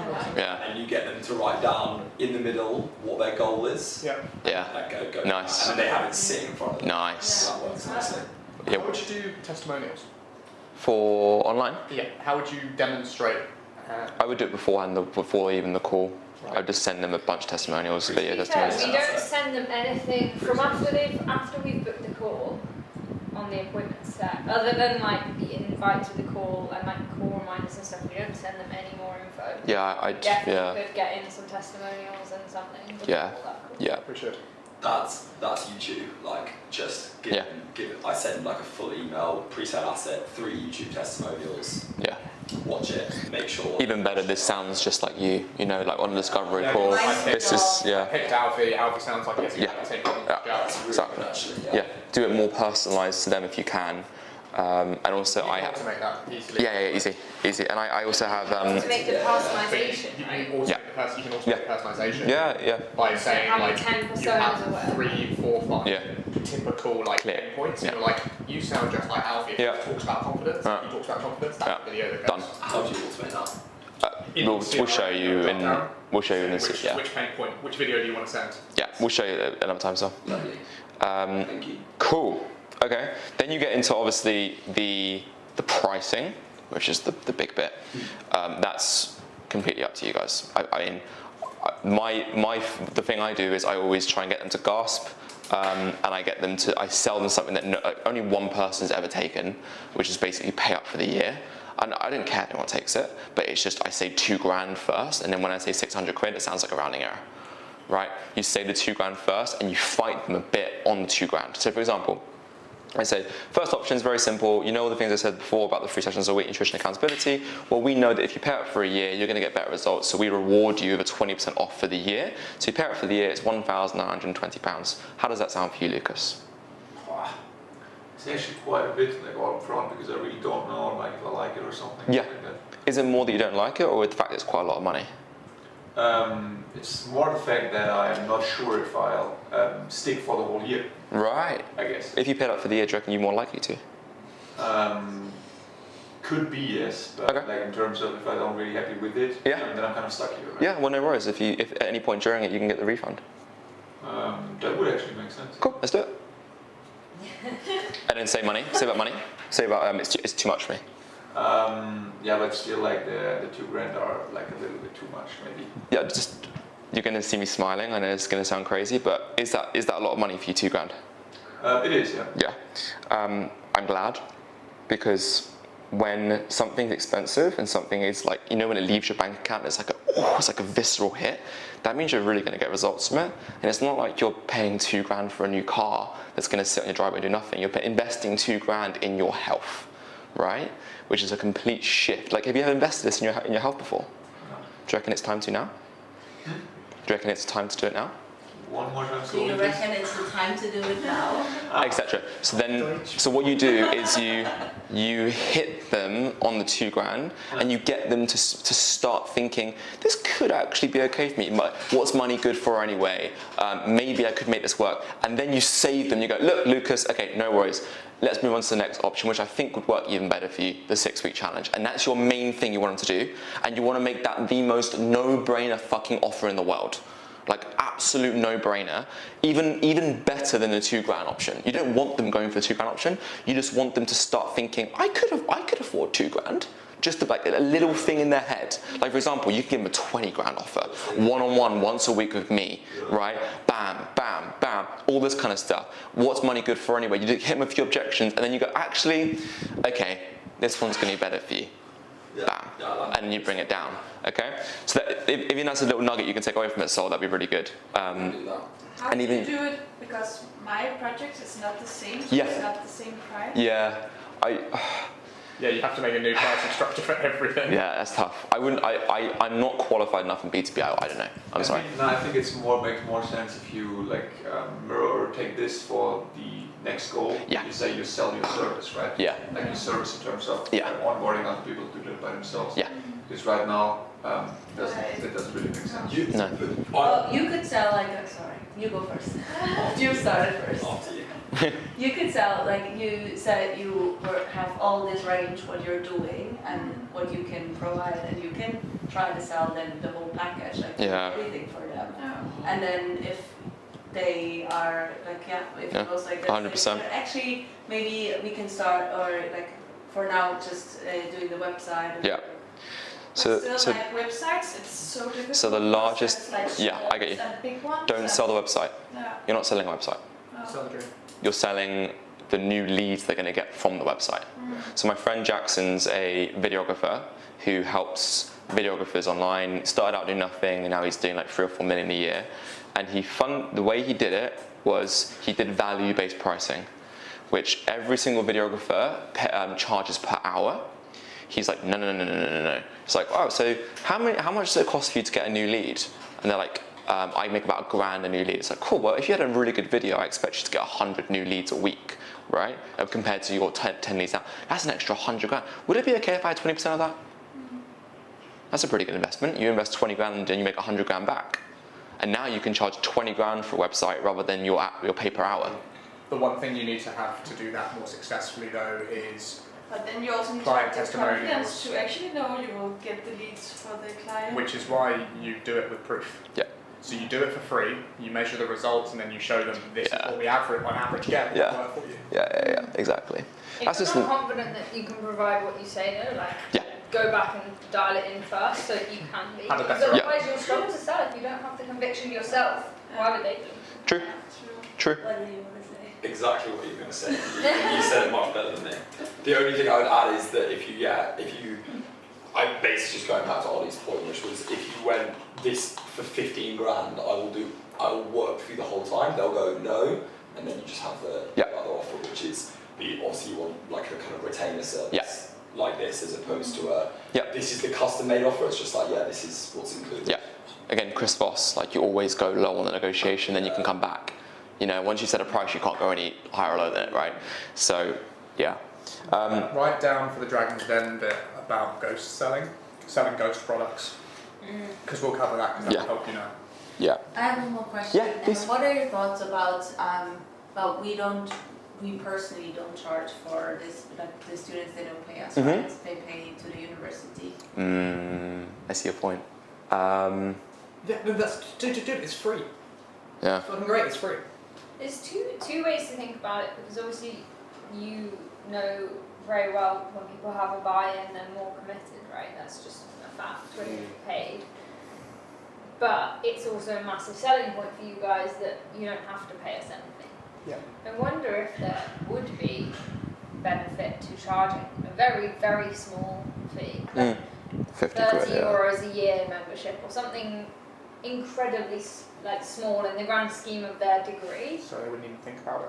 Yeah, so like it's not, there will never be a price objection on that. You know, in theory, if there's someone that's planning to travel, hopefully that's something that they could afford, but they've... Presenting my old business. In your own businesses, what's the most common questions you get where people try to jump the gun? How much is it? Straight away, price. Big one. Super obvious. Okay, so by the way, this is generally like at the start. Does come later too. So price, classic, anything else? What's the time commitment? Right. So structure, I guess. Yeah. How long it will take to finish? So yeah, so structure slash features. Mm-hmm. Anything else? Others been doing that? Say again. Have others been doing that? Like results Like- and proof.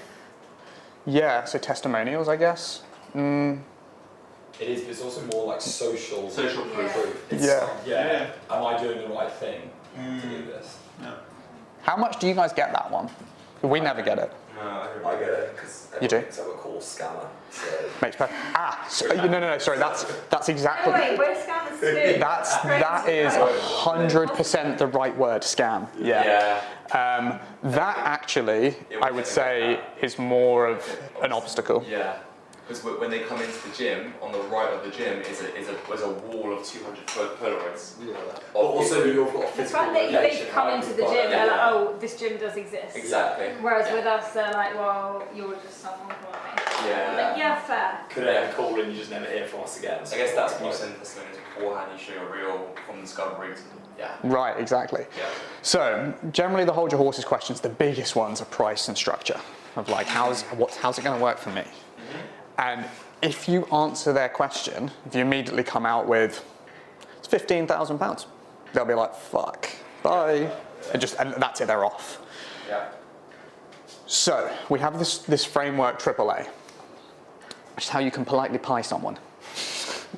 Yeah. So you acknowledge. I actually prefer in this section to give them an answer, which is rogue, just not the whole answer, right? Because otherwise people feel like you have ignored them.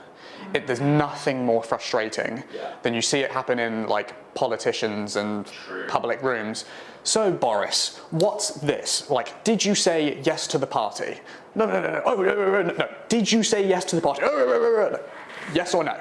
All right, and that's what you can end up with, and that sucks because immediately you've lost. So sometimes giving them an answer can be super helpful. Then you associate. We'll go with exact examples in a second. And then we ask a question ourselves. What question to ask is probably the hardest bit, but we have a really nice framework for it. So, with pricing, what they're trying to do here is compare you to everybody else. And so, for our specific scenario, we're lucky that the thing we have created is roughly half the cost per unit of time than the market average. Even though, on the whole, they'll probably pay more. So for us, it starts at X per hour. Nice. So starts at something that they're not going to object from. They're going to carry on listening from here. So Ollie, if you did one session a week, what's the lowest that looks like? What's the absolute minimum thing that Where you quit. starts from £20 a week? Starts from £20 an hour. Yeah. And they're like, oh, Yeah. interesting. Okay. Yeah. You can also say, sorry, just to add in. Yeah. You can also say anything between. Yes. So that you're also setting the expectation that we do also have a premium price point. For us, you can pay anything from £20 to £100 a week. Yeah. But that totally depends on your needs. Yeah, And exactly. Like you said at the start, I just thought about it as well. You can Yeah. say something like, actually, yeah, great question, it's actually half the price of PT. Yeah. It's the same, it's actually better than PT, but it's half the price of PT. Half the price of PT with double Cost results. is £50 per hour PT, we actually charge 25 per week minimum. Yeah. And they're like, again, you know it's acceptable. No, you're exactly right, and that's the point, is you give them, you give an actual comparison that they were looking for, So good. but not the whole story, Nice. because that's not the number you're going to tell them. Yeah. And so like, it starts at this, and it's really good that you are considering, see you later. Are you hanging out with us this weekend? Huh? Are you hanging out with us this weekend? Sure. Cool. Well, we'll message you later. I love this. Thank you so much, guys. Cool.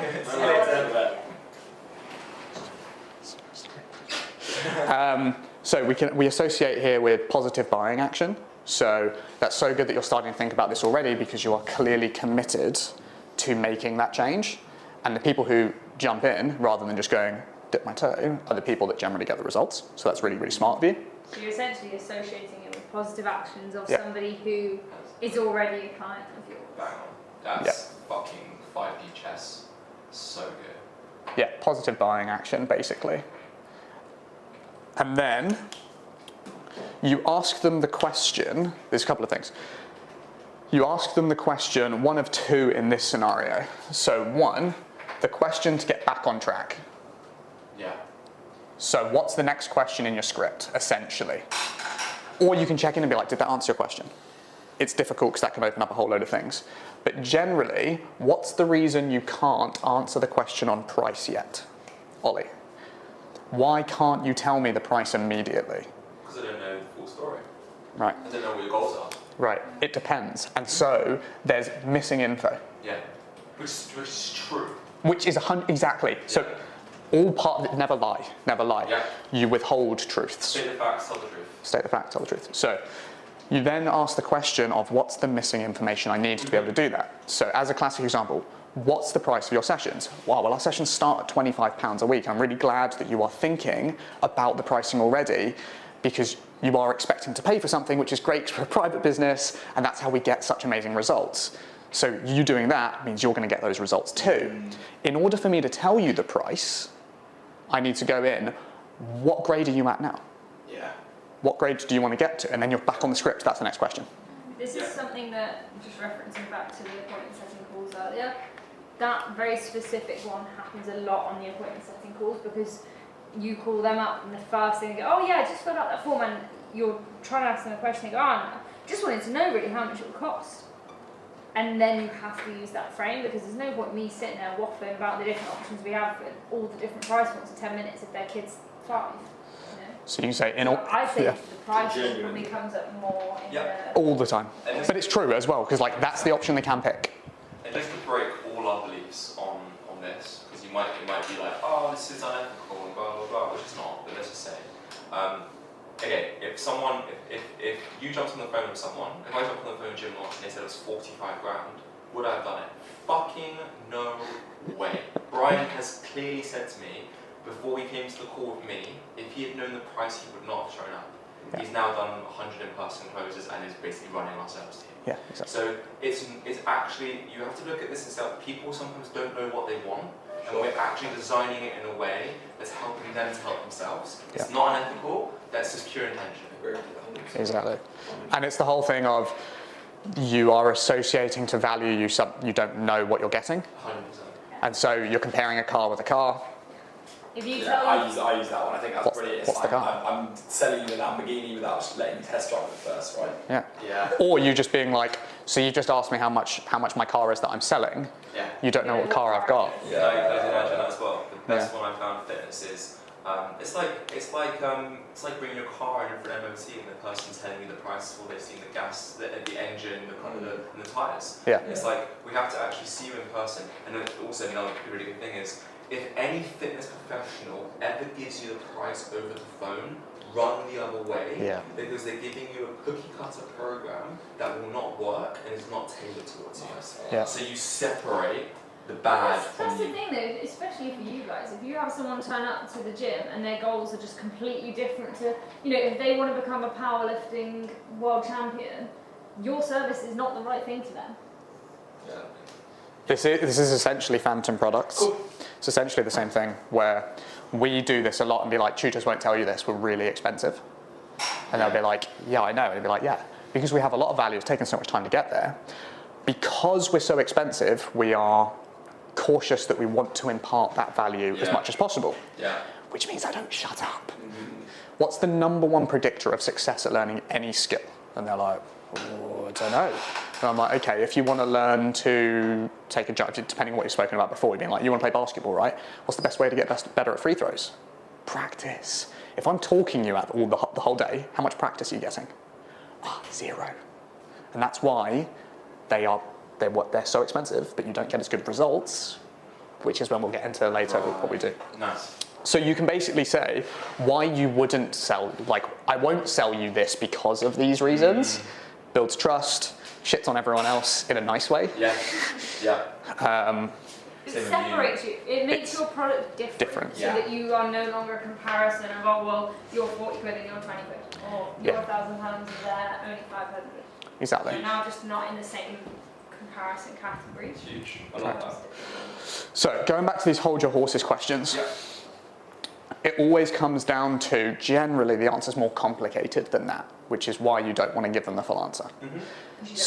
Because you don't have enough information. So you acknowledge or you give them an answer they're going to be happy with to continue talking with you, but that's not a lie.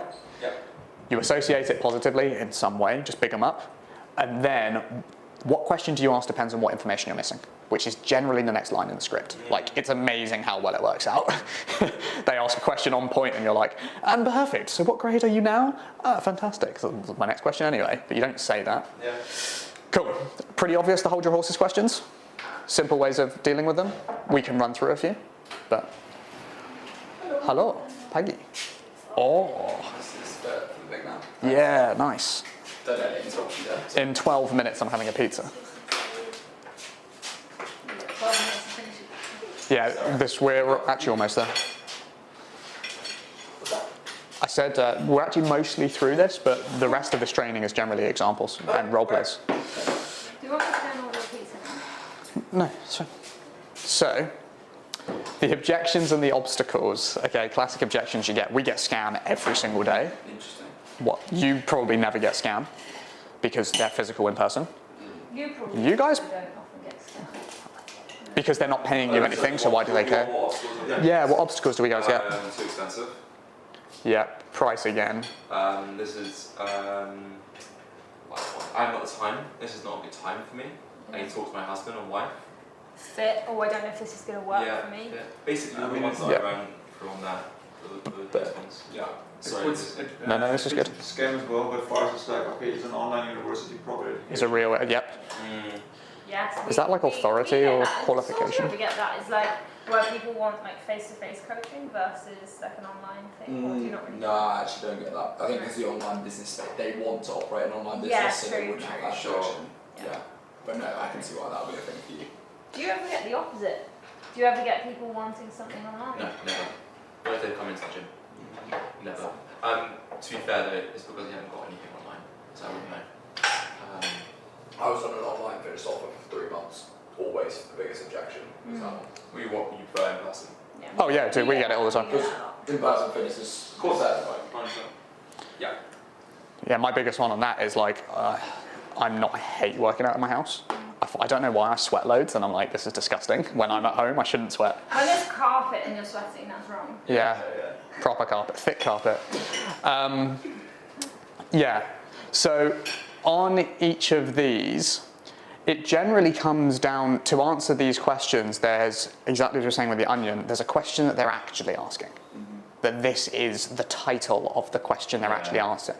So you again apply exactly the same AAA framework, but we go through as to what's their actual reason behind asking the question. So we also have a classic one on here is qualifications, which actually we very, very rarely get. Which ones are you looking for? Which ones are you looking for? Exactly, like scam. Here's a classic one, scam is being like, okay, what would it take for you to see to believe that we're not a scam? Like, give me the list and I'll give it to you. Like, we've got it. And then they're like, I don't know. And then you start reeling it off and being like, cool, 100 Google reviews, 500 video testimonials of students. Do you want to talk to some parents? Would you like to come and see one of the sessions? How about 6 weeks free? That's what we offer. You in? But the thing I find about that is I like that, but at the same time, that's getting into external, not intrinsic motivation. Yeah. And I'd rephrase it as the reason they're worried about a scam is not because of the fact they think it's a scam, it's They've been because there before. they won't achieve. That's really nice. Yeah. Yeah, exactly, and that's a much nicer way to take it actually. But you're right, you should do all that. No, but you're right. This doesn't get the best response because it doesn't address their actual I think concern. some sort of combination of both is bang on. You address the problem, then you go a layer deeper. Exactly. Give them all the things and they go, actually, well, let's talk about Like, do you believe me now? And they go, well, still no. And you're like, cool, there's something else. You've been burned in the past. Yeah. That's the thing, you can almost say, is it that you're worried that we won't do what we've said we're going to do? Or are you worried that we will, but it just won't work for you? Yeah. And then you can kind of see, okay, is it because then they've been burned in the one past? layer deeper. Or is it because actually, as you said, that they're worried it won't work for them because they're a special snowflake? Yeah, I like that. You can phrase it. You can like when people say scam to me, they mean two things. Yeah.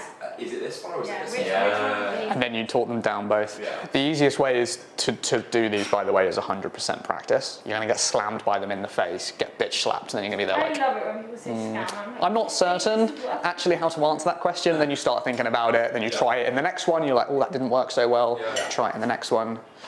So we can totally do it this weekend, by the way. Yeah, exactly. Go through loads of these. I'm very Wake excited. up, scam. I used to Q used to do it to me. Seriously. Yeah, no, I remember coming to your house and back and doing If the you want flashcards. sales flashcards, I've literally fucking got. I I love think that. we have. As an example of this scam thing, we had one of our appointment setters was on the phone with this guy. How long was Danielle on the phone with that guy? I think it was like half an hour. He was just She came and cried. horrible, screaming down the phone at her. And the whole time she's there like, if you think we're a scam, that's totally okay. You don't have to go with us, that's fine. And he was nailing her, being like, you are a scam, but I want it. But you're a scam, you're a scam. So funny. And then, hilarious, another dude signs up, takes ages to pay, then sends us a message being like, I've paid, you haven't paid, scam, just literally says scam, just straight to us. And we have a look, and then I'm like, no, we haven't actually got your payment. Like, he was like, I was like, did you pay it? He's like, no, my wife did. And I was like, can you check with her, because we don't have it. He then messages her, she hadn't done it. Yeah, scams. Anyway, so lots of these, peel the onion away, find out what their actual concern is and address that. It's always something underneath. So how do you go about doing that? You acknowledge their question. I'm hearing that there's a thing missing here as to a layer of trust. Like, I'm a random person on the internet. Don't believe me, 100%. But it's really positive you're thinking that way, because you've been burnt before and you don't want to be burnt again, and we want to avoid that, right? And so what would it take for you to prove that? What do you need to see to believe that we are legitimate, and then you can go through the list. Partner one's classic. Generally this one you can go really deep into Ollie's one, or are you asking for permission instead of support? Which is one of the key things I like to bring up, that in the 9 years we spent 24 hours a day together, we've had 2 arguments ever, and it's because we don't ask for permission for things. We ask for support. When I first came to Bali, I was like, Millie, I'm doing a coding course, it's 9 weeks. Do you want to come? She was like, hell yeah, I'm coming. And then she ended up joining in. Yeah, exactly. And then these ones, so this is around the ask, obviously, you get before and after. And then these ones come generally at the end. So your final questions, which are, I'm actually just not sure how this is working. And actually just answer them. Yeah, Like, you 100% answer these, and then if you then have to find out, is that what they were asking? Is that what they were hoping for? Yeah. Does it answer your concern? How likely are you now? And constantly checking expectations. Yeah. How do you differentiate between those questions and hold the horses questions? Hold your horses ones are generally at the start before you've even known anything about them. Yeah. Precisely, these will be exactly the same questions, but where they're pitched and depending on how much information they have. Yeah, like here, something we get a lot is like, how long are the sessions? What time are the sessions? Blah, blah, blah, blah. Like, no one has ever gone, how long are the sessions? And we go an hour. Not one single person ever gone, oh no, that's too long. Yeah. Or, oh no, that's too short. Like, they don't care. They just want to know. These ones are questions that don't affect their Decision. It's more just that they want to understand. See, It's their I would DD. push on that, because I would say they're almost for me anyway, Yeah, that's good. maybe for you guys a bit different. Yeah. For me, almost all of those questions are to do with Weather. the horses questions. They are to do with decision making. Because even if someone asks an hour, they've got a time in their head that they think is reasonable and not reasonable. And if you don't hit that answer, no matter what it is, it's wrong. Which is why you go through exactly the same framework. So you say, if you want to, you can give them an answer. You can say, well, you know, generally the package is an hour. The one that we've talked about that I think is best for you is 1 hour a week. It's smart that you're asking that because you're clearly interested in making sure you get the right stuff for you. What session? Is 1 hour a week enough for you to get to where you think you need to go? And if not, we can talk about a different solution. And that is the whole metric we take on. So we do what's called a roadmap at the end of our explain. Question. Yeah. Do you do all of that in one call, or it's These are prompted by the client. So these will, like, the client will ask you a question, and it depends on where you are as to, basically the only thing you need to remember is that. Yeah.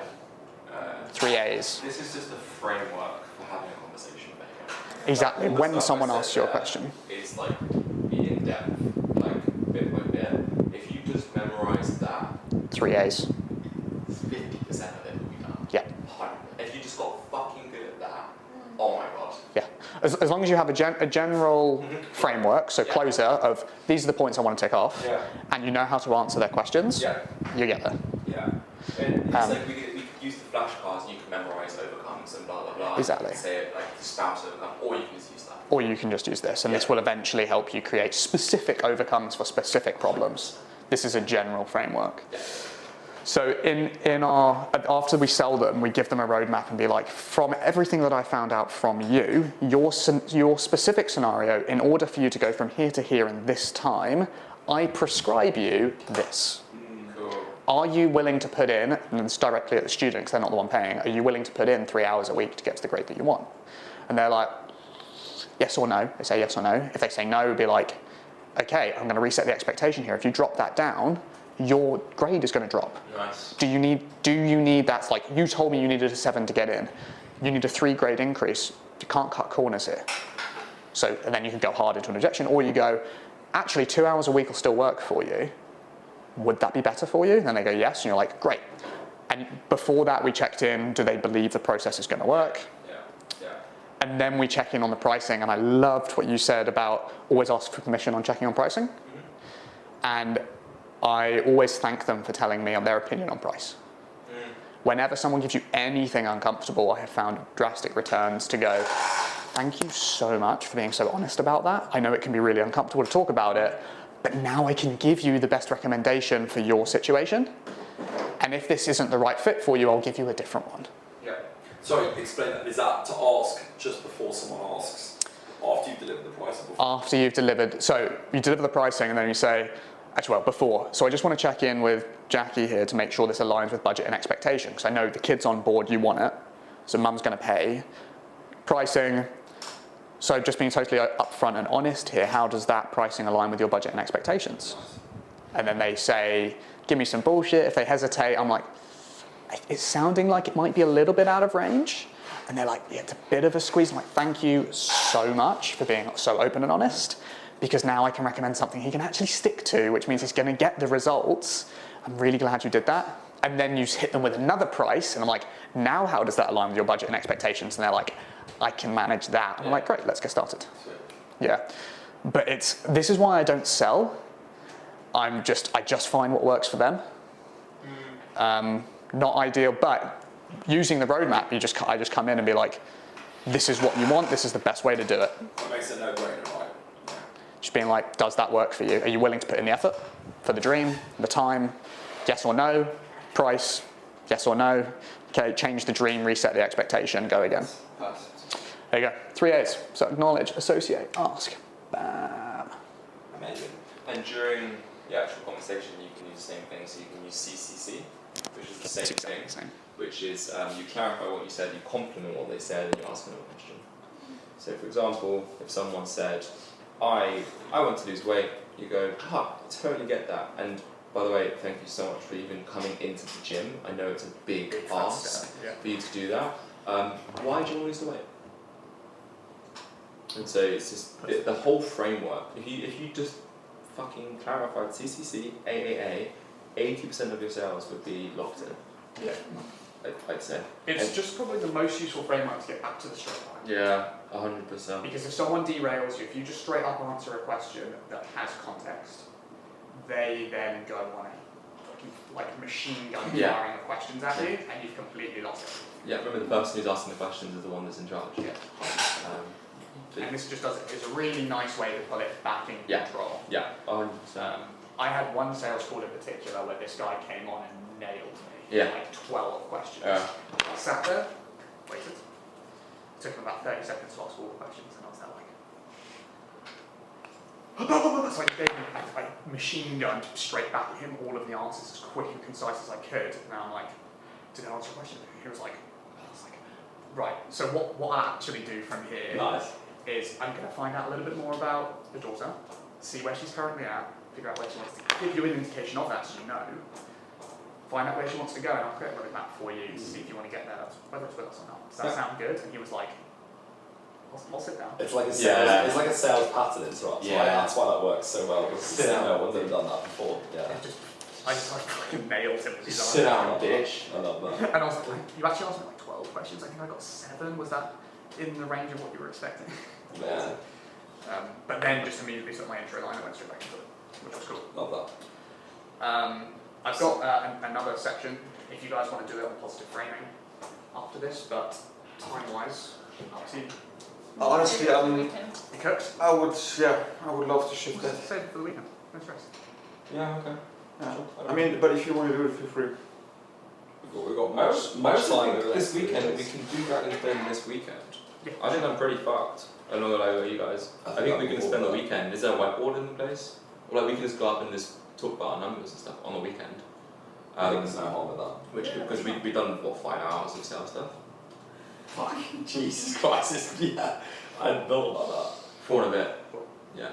This is like this is the Tuesday. I was about to say you guys are fucking wet. It's cool. We can do it. Times I'm on board, like, but I just don't know if we have time. I'll see you guys. What time is it? 12, we've got an hour. Oh. I mean, If you take too much on board, you can't implement anything. So. Yeah, I think, I mean, for me, I feel like I've got the headspace and the top, but it's just like if we went through 4 businesses. Yes. Right, let's just fucking crash course our businesses in 5 minutes and go. And then we get prep. Go. Let's go first. Okay, I'll stop that here real quick. Luke's is like, I thought you were going to say, I thought you said I'll start, and I was like, yes, my guy. Nah, Lucas is ordering a coffee from the. Let's go first. Okay, I'll go. Sorry, I've got energy. Do you want to do a whiteboard?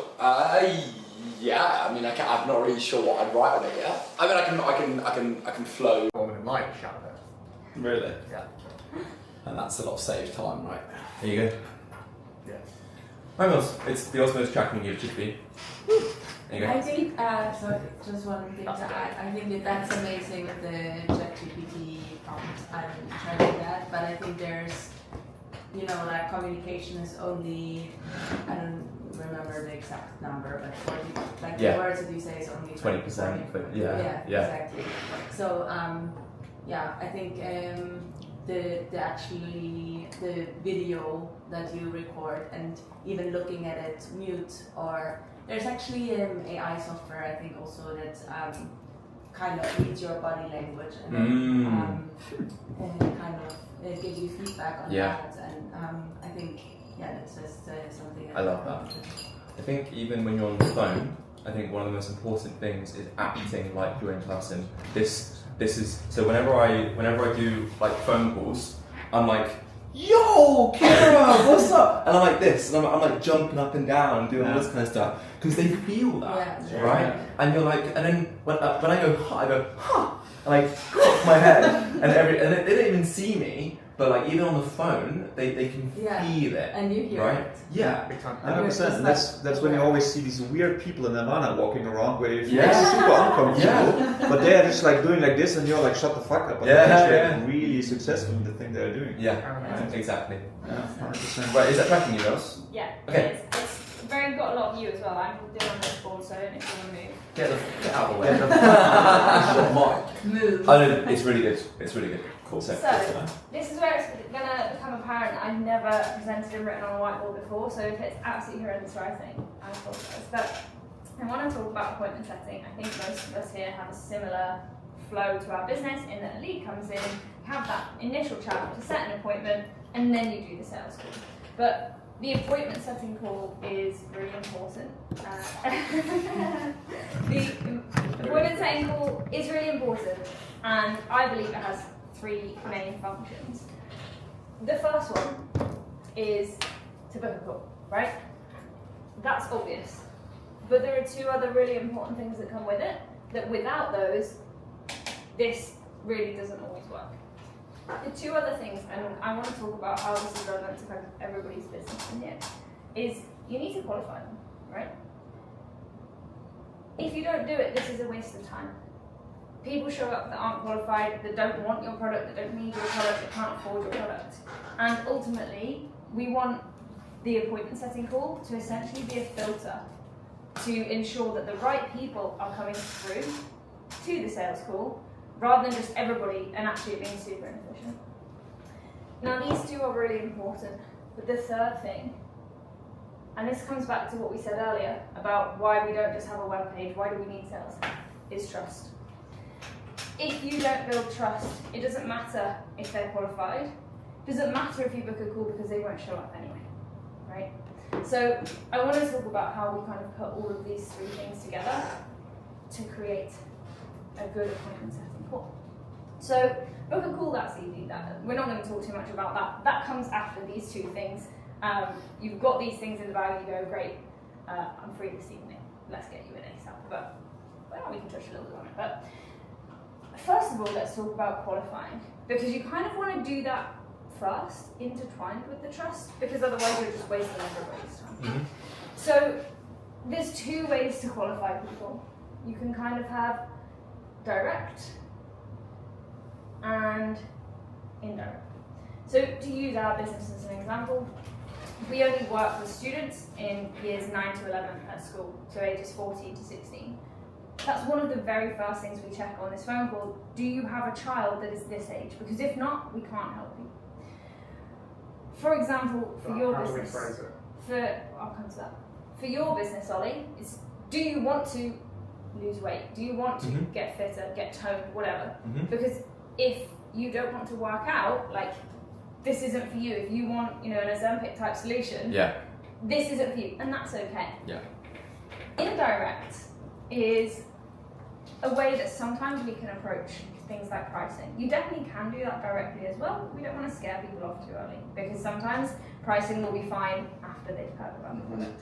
So things you can ask here is, have you done this type of thing before? If you know, for example in our case, if we know they paid for a tutoring service before, we know they're willing to spend the money. If you know someone's occupation, you know what sort of income band they're likely to be in, and therefore what sort of disposable income they might have for your product. So they're more indirect questions you can ask, but I wanted to talk about this for each person's business, so let's go through it. Ollie, what are like the direct Should I do mine? things? Yeah, what are the direct things for your business? So I use BLANTS. So budget, location, authority, need, timing, schedule. So usually it's BANT, so budget, authority, need, timing. But I added in those. Budget is, again, have they had PT before? Roughly what's their job? So I never ask them what job they are. I go, Millie, you sound very much a professional. You sound like a doctor to me.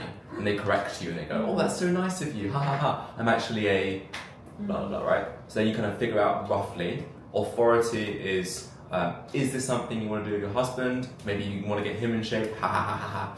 And then they go, if you sign up about telling your husband, that'd be bad. Need, do they actually want to do this? Timing, is this a good season for you? Like, why not do it in 2 months' time? And then schedule, do you reckon you could fit this in the schedule? So, yeah, that's killing zombies. Yeah. Straight up. A lot of them. Yeah. Well, I guess yours is very much an objection-based sell. It's all objections. Whereas ours is very few objections if delivered properly. But that's really interesting. Yeah, we almost pre-frame them on a lot of things, so when they come into the call, they can't be like, Notice how Lance gets rid of all the onion later in the closing. Yeah, so you're pre-framing them on that. What was the L? Location. Oh, sorry, I didn't say that. So do they live within 50 minutes of bar? So we say, so the gym's next to a really famous pub, and you go, do you know about the Bell Inn? I bet that was a time of when you had a good time when you were a kid. Ha ha ha. But you're not going to be drinking there anymore when you're at Cali. Thank you. So yeah, so that's mine. But interesting, how would you use indirect for mine then? This is most of our Yeah. There's one question to that, Millie, because we said we can do it a little bit like interactive as well. Does it make sense on that point already maybe to say, okay, we are doing a little like round and just say, okay, how is that qualifying thing, or what is the most important thing for qualifying a lead for Louisa and me, for Sol, for Celia? Does that make sense now, or should we do that later? Yeah, let's do that now. So Okay. Let's talk about you. Yeah. So let's think about direct, and then we can talk about indirect as well. Yeah. What are like just the basic things that your ideal client needs to have? They need to be wanting to be a student, right? Exactly. So looking at degrees. Yeah. Definitely. So I think the most important thing is that they actually want to pursue higher education. Right. That's point number one. That's need. Exactly. Yeah. I mean, there are a lot of things out of the need, right? If you go with the band framework. I think if we just say we have the higher education part, they are sure they want to do the studies, right? Because otherwise they wouldn't be there. So basically, that's kind of already done. The most important thing about is for us is usually the travel aspect and the thing about do they want to do an online studies, right? Because that's always like reputation-wise quite hard to do. So the second most important thing in that point, in my point of view, is are they willing to pay for that, because an online studies costs money, right? Budget. Exactly. So we have the budget thing, and do they get? Are they making the decision by themselves or with their parents? Because a lot of people are, when it comes to that concept, kind of influenced in terms of okay, what is my social environment thinking about that? Which could basically a thing for typical coaching as well, right? Because people these times say, okay, is coaching is that a proper thing, right? So what are other people thinking about that? So I think for us it comes down, and Louisa, please put in addition to that, comes down to do they actually pursue an education, which is kind of what they do and what I want to do. Then do they have the money for the online degree? Then no matter at all. Then what is their societal environment saying to it? Parents, family, whatever. Yeah. Yeah. And then of course when we go for the other things with the band framework, what kind of questions are they doing it now, or what kind of questions would you usually ask on like a discovery call to get that? So for example, with the parents, I would just ask do you do the decision by yourself, or do you have to talk to somebody else about it? And if they say, I have to talk about my parents, then I just say, hey, we can schedule a call together with your parents, for example. Yes, these guys, interesting, the discovery calls with the parent, and then the close is with the kid and the parent, because you have to make sure they're both on board. Yeah, exactly. So that could be a really good shout for you. 100%. The discovery call could be the student, and then the close could be you have to make sure your decision maker's there as well. Right, which these guys do perfectly. Does the government not give student loans to online degrees? They do, but it's not super easy. So we have student loans, but it's not like that you, like in Norway, for example, that you just get it and just have to pay a little bit back. For us, it's like a process that is, or like basically a thing that is just given to people in need. So if your parents make more than 3,000 euros a month, you don't get that shit. Oh, you get zero. Oh, but no, you can get a loan. A loan, it's just yes. But you're talking about grants. Yeah. Right. Yeah. Okay. Yeah. Germans don't really like to take loans. That's not because usually education is free, right? So people don't get why they should pay for it. And then for traveling, that's a kind That's tough because the UK standard is everyone gets a loan. So to come back to the indirect and direct questions that I would be asking for those kind of things, absolutely, you can be direct with kind of the do you want to study and travel, right? Yeah. Indirect, to get a feel of whether they're actually serious about this, you can ask what sort of holidays and travelling have you been on before. Also gives you an indication of family's financial situation. They're like, oh yeah, we spent 3 weeks in Barbados all inclusive. Okay, they probably can pay for this. Clever. If they're like, oh, I've never left Germany and neither has my family, It's a I'd great be considering we need to dive into that a bit more. You know, are they going to be able to fund themselves to travel around the world 100%. while studying as Great well? question. Yeah. Without straight up saying, do you have X amount of money Yeah. to spend Yeah. on this, right? The education one is quite simple. With what degree are you looking at doing? What subject? Because then, if they don't have an answer, they're not How much serious. consider Yeah. Straight up, like, oh, what are you going to study? I think I would actually add one thing, and I think it comes down to that, and we can support in that a lot. But are you like kind of finding out if they're actually brave enough to make a decision and like what feels like leaving the society? Of Tell course me, it's not. tell me about other adventures you've had before. Mm. That's what you can ask, because this is an adventure, right? Yeah. It's totally within the realms of what you're having. So cool that you've signed up for this adventure, and I can't wait to tell you about it. Tell me about the other adventures you've And you had. could even pre-frame them like, God, you sound like such an adventurous person that really wants to be different to society. Yeah. And you can just pre-frame What them. has that Like looked like you're for you? questioning what everyone else is doing. Yeah. Or just straight up, like, what's been the best adventure you've ever done? Yeah. Up until now. And- If this one's Yeah. any better, Yeah. And just because they've never been travelling before doesn't mean you'd immediately qualify on that. correct. But it Yeah. means that you've got information that going 100%. into the sales call, you know that that's probably going to be your biggest thing to handle, that they've 100%. not done this before. I They're love that. scared, they're unsure, they're, you know. You go straight into a close being like, no way, you went and did volunteering over in Somalia for 3 months. How Bali's did going that to be a breeze for you. happen? Yeah. Yeah. Like, how did you deal with, finding toilets? And then you let Yeah. them impress you. Yeah, that's right. Exactly. 100%. So what about you? What is the What are your qualification directions? like for you? So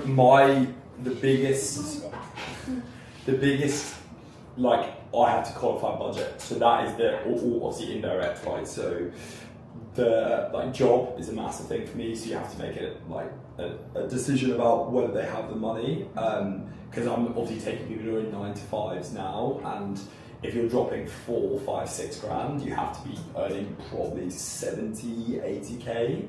So that rules out a lot of like immediate grads. But then the second one, very soon after that, is like how much they actually want to do it, their need, because sometimes their need can outweigh their budget and they will actually spend a disproportionate amount on that. And that's why I put in a guarantee of making your money back. And then pressing on the timing, like how like is this the right time, because the amount of objections, and I How would you say that?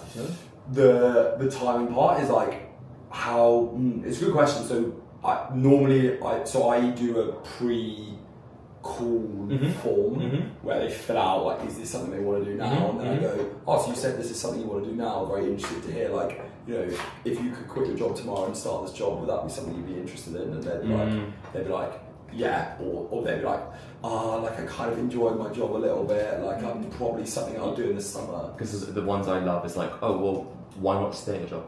Yeah, I was about to say, this is a sales problem, not a qualifying problem. Yeah, I'd say that's It's like, more. have you convinced them enough that it's going to work? Yeah. And that the dream is worth it. Yeah. But also, if they respond to that and tell you, oh, I'm thinking like 3-5 years down the line, you're probably not going to. You're like, Very so- true. So yeah. you have like incentives if you work for a relatively new startup and you've got options, Yeah. and you're like, if I stay here for 3 years and I'm a multi-millionaire, Yeah. then they'd be like, I'm going to wait till the end. Yeah. So as always, a lot of this is me not really realise I'm doing it. But yeah, I'd ask that question, which is like, is there any reason why you couldn't quit tomorrow? Is there any Yes. reason like that? And because the things that kill me most of the time are like The- options. I've got a big bonus coming in 3 months, all that sort of Yeah. thing, which makes me less interested in doing Yeah. this. And then you can, and also my favorite frame is like, let's play it out. Yeah. So you get to there, you get to the bonus, you have 50k in your bank account, you're still depressed. Yeah. So like you don't say that, but like, what No, how of do you course, feel? of What course. happens? Let's play it out. Yeah. But anyway, that's yeah. No, I think for you, yeah, the timing I was going to say is the, other than budget, obviously, which is a huge one for you, timing. Also, I think partner, like decision making partner, because I think if I was going to drop 5 grand on something, Yeah. you wouldn't stop me unless it was something really stupid. Very rarely. No, but I think you'd be like, what are you spending that on? Yeah. You'd be like, that's Yeah. okay, well, it's up to you, but like, that's a lot. Yeah. I think probably asking that on the first call, if you don't already, is important. Yeah. Just like, is this like, Are you have a doing it partner? with Are anyone? you doing this with somebody? Yeah. Are they usually supportive of what you like to do? Luckily, so I completely agree. I've not actually encountered that yet, because I'm in this like 20 like late 20s where people are still kind of their decision maker. Like it's not like they're financially tied to someone. Super bedded in. But I still agree. I still completely agree. It's a good. Probably harder for you, Lucas. You could ask a question, Lucas, like, what would your parents think about if you moved to Bali tomorrow studying online? And you can get a really good indication of like what their family thinks, and because that's probably a big thing for you. Because again, with the younger people, the mid-20s are more fuck it, I've left house, I've gone through uni, I'm my own person now. But the 17, 18-year-olds, they're a lot more, especially when it's mommy daddy's money as well, right? And education and like their career is something where you also want to have your family's opinion Of about. course. And the best thing there is that whatever they say to that question is also likely to be their objection as well. So if you ask what their parents think, you work out what their problem This is. is you can even what you even can do. We started now to do is that you ask for the objections already before the first discovery call. That you have of course you have everything in your head, right? If they ask it like the call, but that you already know to actually shape the discovery call already around their objections. Right? So for example, what we figured out, I'm not sure how you reach out at the moment. We do it via WhatsApp, which is working quite well.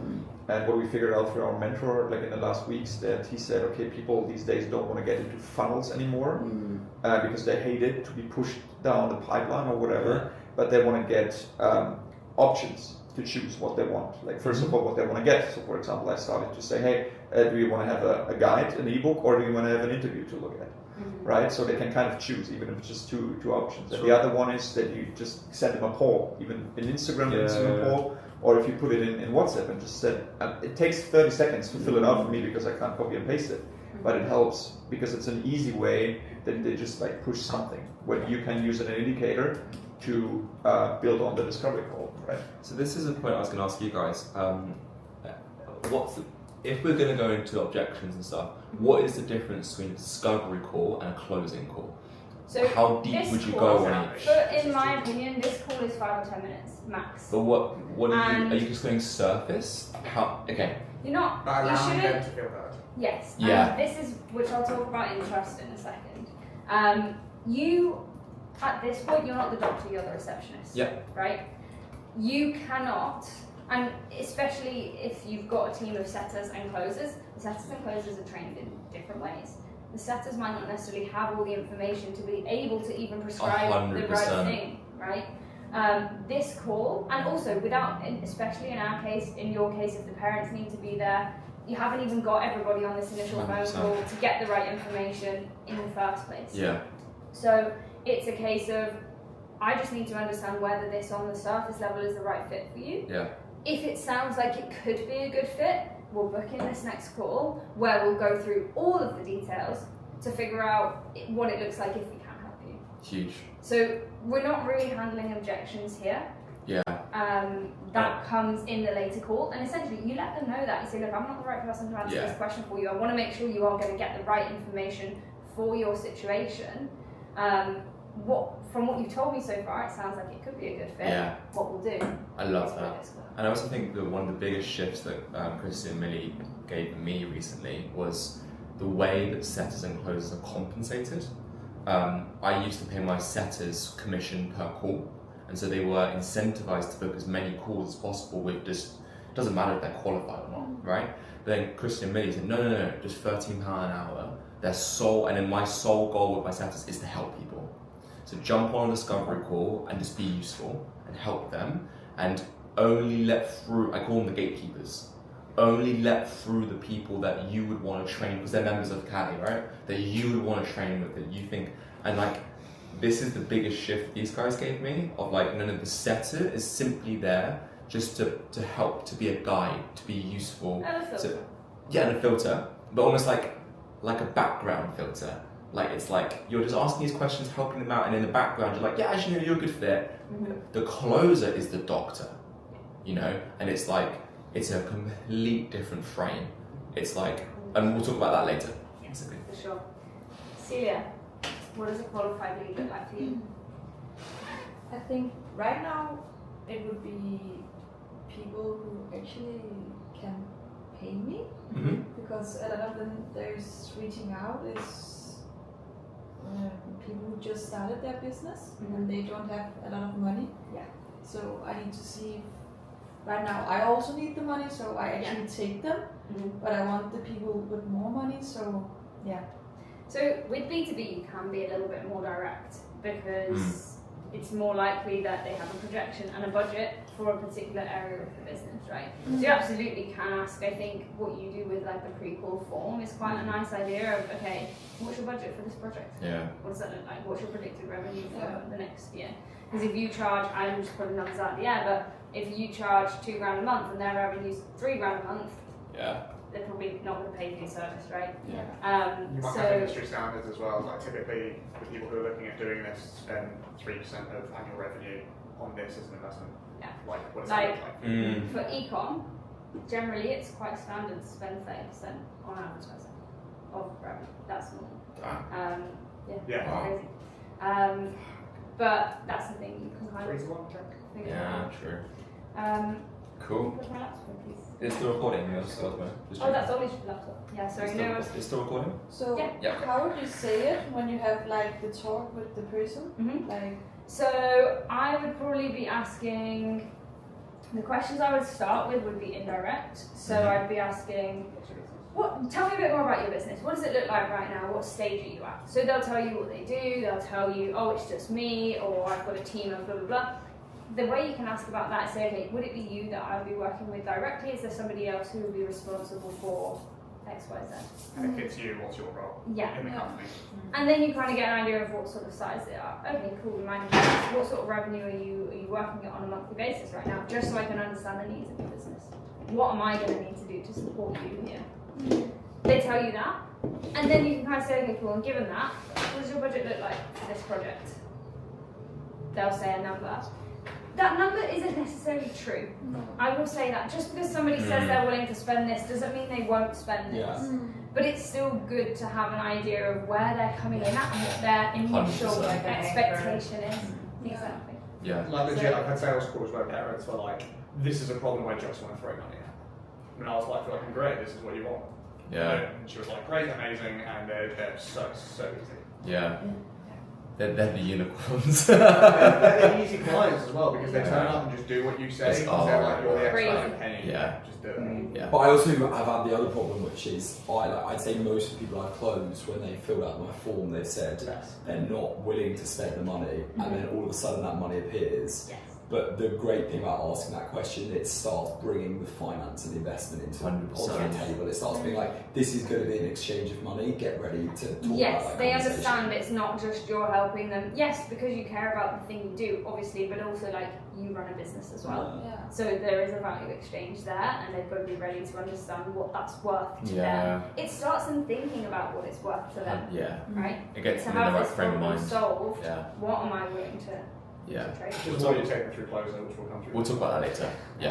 So let's talk about trust. Now, I know Christian's going to talk about rapport building, which. Wait, is there anything else that you need to qualify on, or is it just trust? I think that's the biggest one.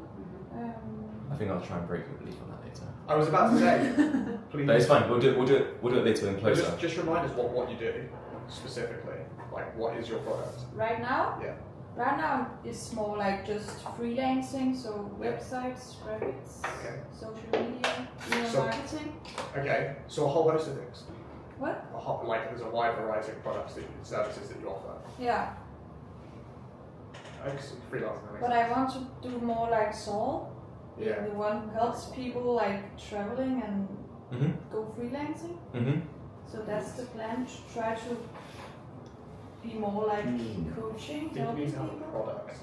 Yeah. Something you're actually like a need you're actually fulfilling first. I think the offer is the biggest. Like before, it's hard to work out in which direction to qualify people before we've worked out what they're like the product, the offer is. However, you're in a fantastic spot. If anyone ever offers you money, take it and do it. See if you enjoy it. See if they get great results. Exactly. Then have an offer from understanding that. 100%. There's two ways you can go. You can either do that or do what we did, which was build the offer and then be like, now we'll scale from there. Actually, my situation right now is I don't do sales at all. It's just people comes to me because Which is even better. Because if they're coming to find you, it's clearly a problem many people have. Yeah. If you're not having to find Yeah. them. So what makes up the biggest proportion of your entire work? And actually revenue? I would say this might be a Dragon's Den question. Yeah, this is probably more Dragon's Den. Just to bring it But back on track. But I think, I think but I think it's it's a good really one. useful to understand this stuff because I think I learned how to sell first and I didn't realize my product was shit. And then once I understood my client, I then made the product for them. So Cali Unity used to be Calisthenics United, and we used to help people get stronger. Then from talking to loads of mums, I realized they all don't like weights, blah blah blah, and I crafted the perfect product from understanding sales, the value equation, all of it. So this is the fundamental principle of it. If you jump on enough calls, talk to people, you'll craft a product for them. Whatever they want. Yeah. You can start off a generalist. Yeah. Yeah. Yeah, definitely. Yeah. So budget, you're right, is pretty much it until you need to know. Until you Let's go for it. Oh, sorry, trust. No, you're good. Sorry, NLP. Go for it. So, trust is the thing that doesn't matter if you do these two things. If they don't trust you, the chances of them showing up to whatever call you've booked is super slim. And even if they do, if you've not done the work here, the sales call is going to be so much harder.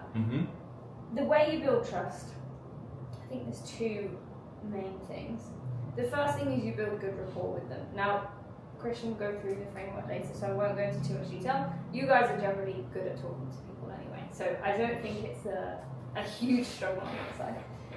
The other way is you have to let them know that whatever their problem is, even if you think it's stupid, that it's totally valid, you've heard it, and they're not alone with it. So we have a framework that we use in our appointment setting calls where after we've asked kind of the direct qualifying questions of do you have a kid that's the right age, what tier of exam are they taking, those kind of questions. We then ask, okay, and what was it that made you reach out to look at getting a bit of extra support for Jack, right? That's where they tell you what their pain is. And the amount of time, I think, not time necessarily, the amount of depth you spend there, I think correlates to how much they trust you and how more likely they are to book and then to close. So the way that we do that is say, so what is it that made you reach out? Look at getting Jack some extra support today. That's where they tell you their pain. So you will know within your industry, the more of these that you do, they fall into buckets, right? And you will start to hear the same things over and over. For us, it's lack of confidence, it's issues with the teacher at school, it's having missed some school for some reason, it's like illness. Whatever there's about 5 minutes. Social anxiety. Yeah. For you, it's going to be they hate their job. I don't know. What are yours? Out of interest. Want to travel. It's always like I want to be in Bali. Yeah. I've seen Exactly. Yeah. Exactly. And you'll start to know what those things are. And the first thing you want to do after they've offloaded essentially is, yeah, I totally understand, and we hear that a lot. They're not alone, right? You're making them feel like it's okay to have these problems, whatever those pain points are. And also, we've seen people like you before, so we know how to help you get from this feeling that you're in to here. I've got a quick question on that one. So, I played around with both, and I definitely agree with the making them feel heard, but I also would like to hear your thoughts on also making their problem seem like it is a problem and not making their problem feel like it's not a problem, if that makes sense. Yes. So for example, if someone came to me and said, I hate my job, as opposed to me going, oh, well, you'll get through it. It's like, So we won't say, I agree with you. I wouldn't say you'll get through it. It's more like, I totally understand, that sounds awful. Fine, okay. Lots of people feel this way. Then we use a phrase which is sounds like he needs or you need. Right? You hear their problem, totally understand, sounds awful, that shit, can see why that's rubbish, whatever the pain is. Sounds like he needs, she needs, you need, blah, blah, blah. Sounds like being your own boss would just alleviate all of your problems. Damn. Which gives them on the other side. So there's an amazing guy called Chris Voss, who's like basically you know him. You know him exactly, and he's like coming with these questions, because with these questions you have the ability to label the situation for them, to reinforce a little bit, and to confirm them what they're saying. And the most important thing, to let them keep talking. Yeah. Because if I talk and Billy says, yeah, sounds like you really don't enjoy it. Yeah, it's fucking awful. Yeah. We don't want to do that. They go a little And then you deeper. say, oh yeah, seems like you're having a really tough time. And then again and again and again, and asking questions back to you. It's like saying yes, yes, yes. Yeah. And Exactly. if you're the one who's asking questions, you're in control of the call, first of all, and second of all, you get to know what their problem is and what you can build on, right? Sorry for interrupting. No, totally. Exactly. It validates that point even more. And also, what it does, if you get it right, if you get the sounds like what you need, sounds like you need this, seems like, if you get that right, they go, oh my god, yeah, you've hit the nail on the head. Yeah. And exactly. I feel heard. And that the moment they say that, You're in you've a got position them. of authority. You've got them. Because they go, oh my god, this person really understands. And 100%. that is when you know you've hit the trust. When they go, you've hit the nail on the head. 100%. You're there. Oh, you're so right. And then we go. But that's interesting, because the Chris Voss says that's the worst thing to hear. What when they're like, You're so right, because what it is you're saying you are right, as opposed to them feeling like that. So I'm pretty sure. What when they say that you're right? So I ask a question, and you're like, so it sounds like this, and they go, oh my god, yes, exactly. Yes, yeah, fine. Because there's some phrase that Chris Voss says that I know what you mean. I think it's about that's right, and like that's right. Bring them to say, okay, yeah, I get it. That's right. That's exactly how I feel, and not letting say them, yeah, you're right, because that's usually when they already like give up a little bit, like, yeah, you're right. But it's not really what they feel, right? That makes sense. It's just like a little tiny bit. And I'm really bad at that. I'll just lecture someone and they'll go, that's right. And I'm like, you have Fuck. like, I think with this, it's more like letting them speak. Yeah. Just inserting a little label and then letting the more them you can just shrink get on into their irrelevance train. and just be at like sit back. I try and 80-20, like maximum you're talking 20%. Yeah. So max. on Fathom, it has a coaching thing, Mm-hmm. and on there it's 40% is like. Yeah. That's where it cuts off 40 Yeah. to 60. Yeah. That's cool. But I generally find I'm talking about 40% of the time. Yeah. So Awesome. finally, we want to actually book the call. Assuming that they tick your boxes here, you've chatted enough with them and found their problem, built some trust. You want to book the call. Yeah. Now, I can talk a little bit about how we do this. It might vary slightly for different people's setups, but the way we do this, when we go into booking the call, we kind of pose very briefly what that call is. And for us, it's very important that we outline, it's not going to be a call where we ram sales down your throat. This is a call to figure out whether this is going to be a good fit for you. And if not, we will tell you where to go to find the solution, right? If it's a good fit, great, we know what that looks like. If not, we're going to give you the roadmap of how to get to where you need to be anyway, without us, for free, right? Sounds good? Yeah, great. Okay, cool. And just out of interest, is it just you that is in charge of blah, blah, blah's education, or is there someone else who should be trying with this one? So that ensures that all of the decision makers are going to be on the call. So important, because it's just a waste of time if you go through the whole call, you think it's great, and then you get to the end and go, oh, well, yeah, but it's her dad that's going to be paying, so I have to speak with him. Yeah. And yes, there's all the partner objections, but if it's the other person that's paying, you can't 100%. get past that, right? They can't spend someone else's money. Then, from there, we find out when they're available. So for us, that looks like saying, okay, cool, so what time does Jack usually get home from school? So not when are you available, when are you generally available, right? And it's back from 4 p.m. Great, we've actually had the slot open up tonight at 5 p.m. Do you reckon we can both make that? So an opportunity has just appeared. It's not just, we've got whenever's convenient for you. We've actually had something open up tonight. Do you want to grab that? It's a rare opportunity that something has opened up. So Nice. then they'll say that they say yes, or they go, I can't do blah, blah, blah, but I can do 6. Great, book them in. If it's not as simple as that, the way we like to do it is we always give 2 times. If you give 12 options, if over voice, I think it's different if they're kind of like booking themselves in, but if you're speaking and you're like, oh, well, you can do 3 tomorrow, we can do 4 on Friday, or what about 6:30? It gets overwhelming, and then they kind of go, like deer in the headlights almost. So 2 options. Yeah. Based on kind of, they've told you already roughly that, oh, I'm around on weekends, I'm always around on Tuesday evenings, whatever. You give them 2 options. If they can't do either, generally they will give you the 3rd option. They will come back to you, oh, can you do 5 or 6 tonight? Oh, well, I can't do either of those, but I could do 7:30. And then you just work from there. The final thing we do after that is we confirm what is going to happen next. Well, the call will book you in, see you later, right? They're going to get an email, they're going to get a text, they're going to get a whatever it is.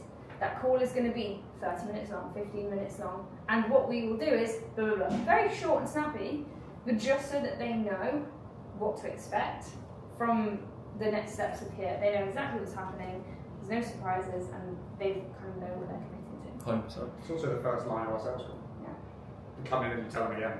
Yeah. Yeah. Because they come in having forgotten, freaking out, like, what's it going to be? You know, like, just whether it's with us or not, you can see us.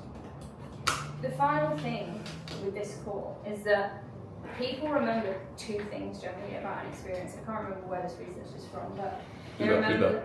Uber. Is it Uber? Mm-hmm. Okay, yeah.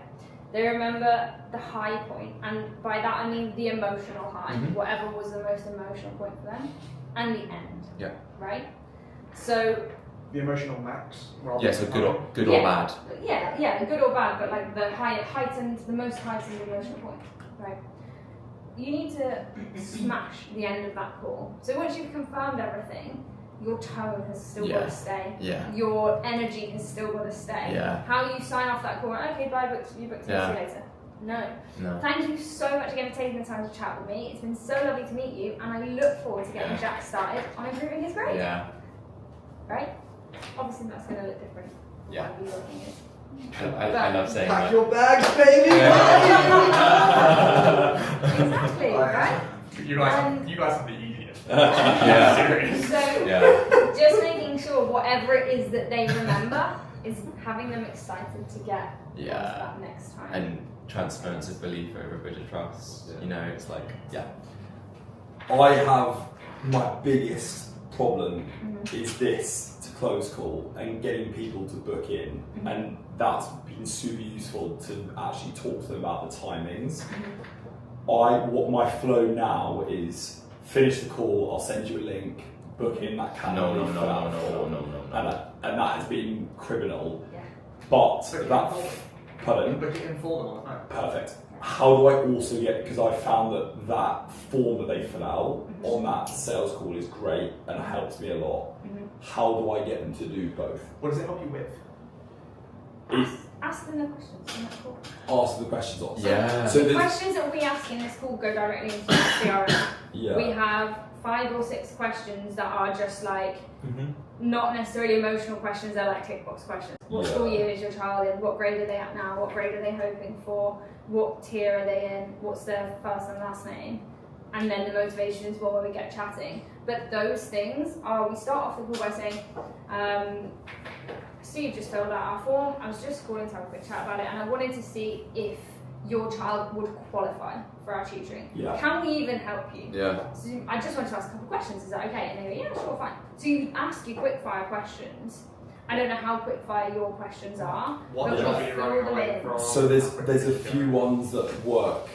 I found work quite nicely, and I got from my mentor, which are like, what are the percentage chances that you're like interested in this? Yeah. What are the so that works, and then like obviously the budget one is a good one, and that's a bit of an awkward one to ask on the phone, and more I want them to stew in that, like in the form. I mean, I think getting the time booked in on the call is so important because like they're locked in then, right? So I guess I completely agree. So how can I solve So the problem of both? you could still send it them after booking in the call and just accept that not everybody's going to fill it out. Yeah. I don't know if that's a better balance of like they definitely get booked in. I mean, 100%. The aim is to book at the call. So I think probably what I before say, there's you know, next steps from here is you're going to get 2 emails. One of them is going to be an invite for, you know, Tuesday at 6 p.m, which is going to be a video call on Google Meets. Whatever. The other email you're going to get is a quick 5-minute, 2-minute, however long minute questionnaire. All that's going to do is ask a couple more questions about your situation right now, so that I can prepare. So that I can prepare to give you personalised. And then the thing is, like, because I send them this pre-sale asset, what I can do is give them the bonus, which is as soon as you fill out this form, you're going to get more information about the program. Yeah, there you go. 100%. Two things for that. First of all, make them do it immediately, or like guide a way that they do it immediately after the call. Yeah. Because a lot of people are like super hyped, and then they close the laptop, and then they don't hear anything from you, and then they just realize, oh yeah, shit, like there was an email a couple of days ago. Yeah. And second of all, if you have the chance of doing it, walk them through. Share your screen when you're like in a Google Meet or whatever. So I think this would be after the phone call, before the video call, right? This? Yeah, so I go video call. I used to send Calendly link. Yeah, perfect. Or even say, hey, can I do it right now on the phone? I'll book it for you, and you get the link in your email, because people are fucking lazy. Right? So I'll do that. So what I'll do is I'll book them in for a time, and then this form will go to them ASAP after the call. You can even say, I've just sent that across now. Can you just double check your email to make sure you can see it? Nice. Great. Yeah, so I jumped on a call with Gym Launch for the second time. The guy fucking ruined me. I was like, I was on the call, it's a discovery call. I was like, oh dude, I'm actually really busy at the minute. Can you send me the booking link? He was like, the only way you can book an appointment is through me. I love that. That's what he said. And I was like, fuck, okay. And he was like, let's find a time. And he just kept doing it. And we found a time, bam. If he sent me the link, I would not have booked in. Yeah. Right? So it's BAMFAM. You always book a meeting from a meeting. You always have to know the next step from the meeting. And so that's just a little anecdote from what I found from Gym Launch. You could also, in your indirect questions, just be like, immediately, what job are you running away from? And then you know there's a list of jobs. These guys have a much higher percentage than Tesco's, Stop and Nice. I think if we, it's a good job. do you want to run through a discovery call what your guys looks like? Wow, like you do it to me, I'll do it to you, what I do, just to give everyone context of what. Because I think it would answer a lot of your questions about the form and stuff that you send, like the kind of stuff that we get into on the discovery call. Do you need it? Wait, as in explain. So I think the questions that you ask on your survey don't need to be asked on the survey. You can just ask them on the phone. 100%. It would be better for me to do it to Ollie actually, because he doesn't know our script. What's it? Or to. Yeah. But give me 1 second. I'm still very interested to see this as a thought.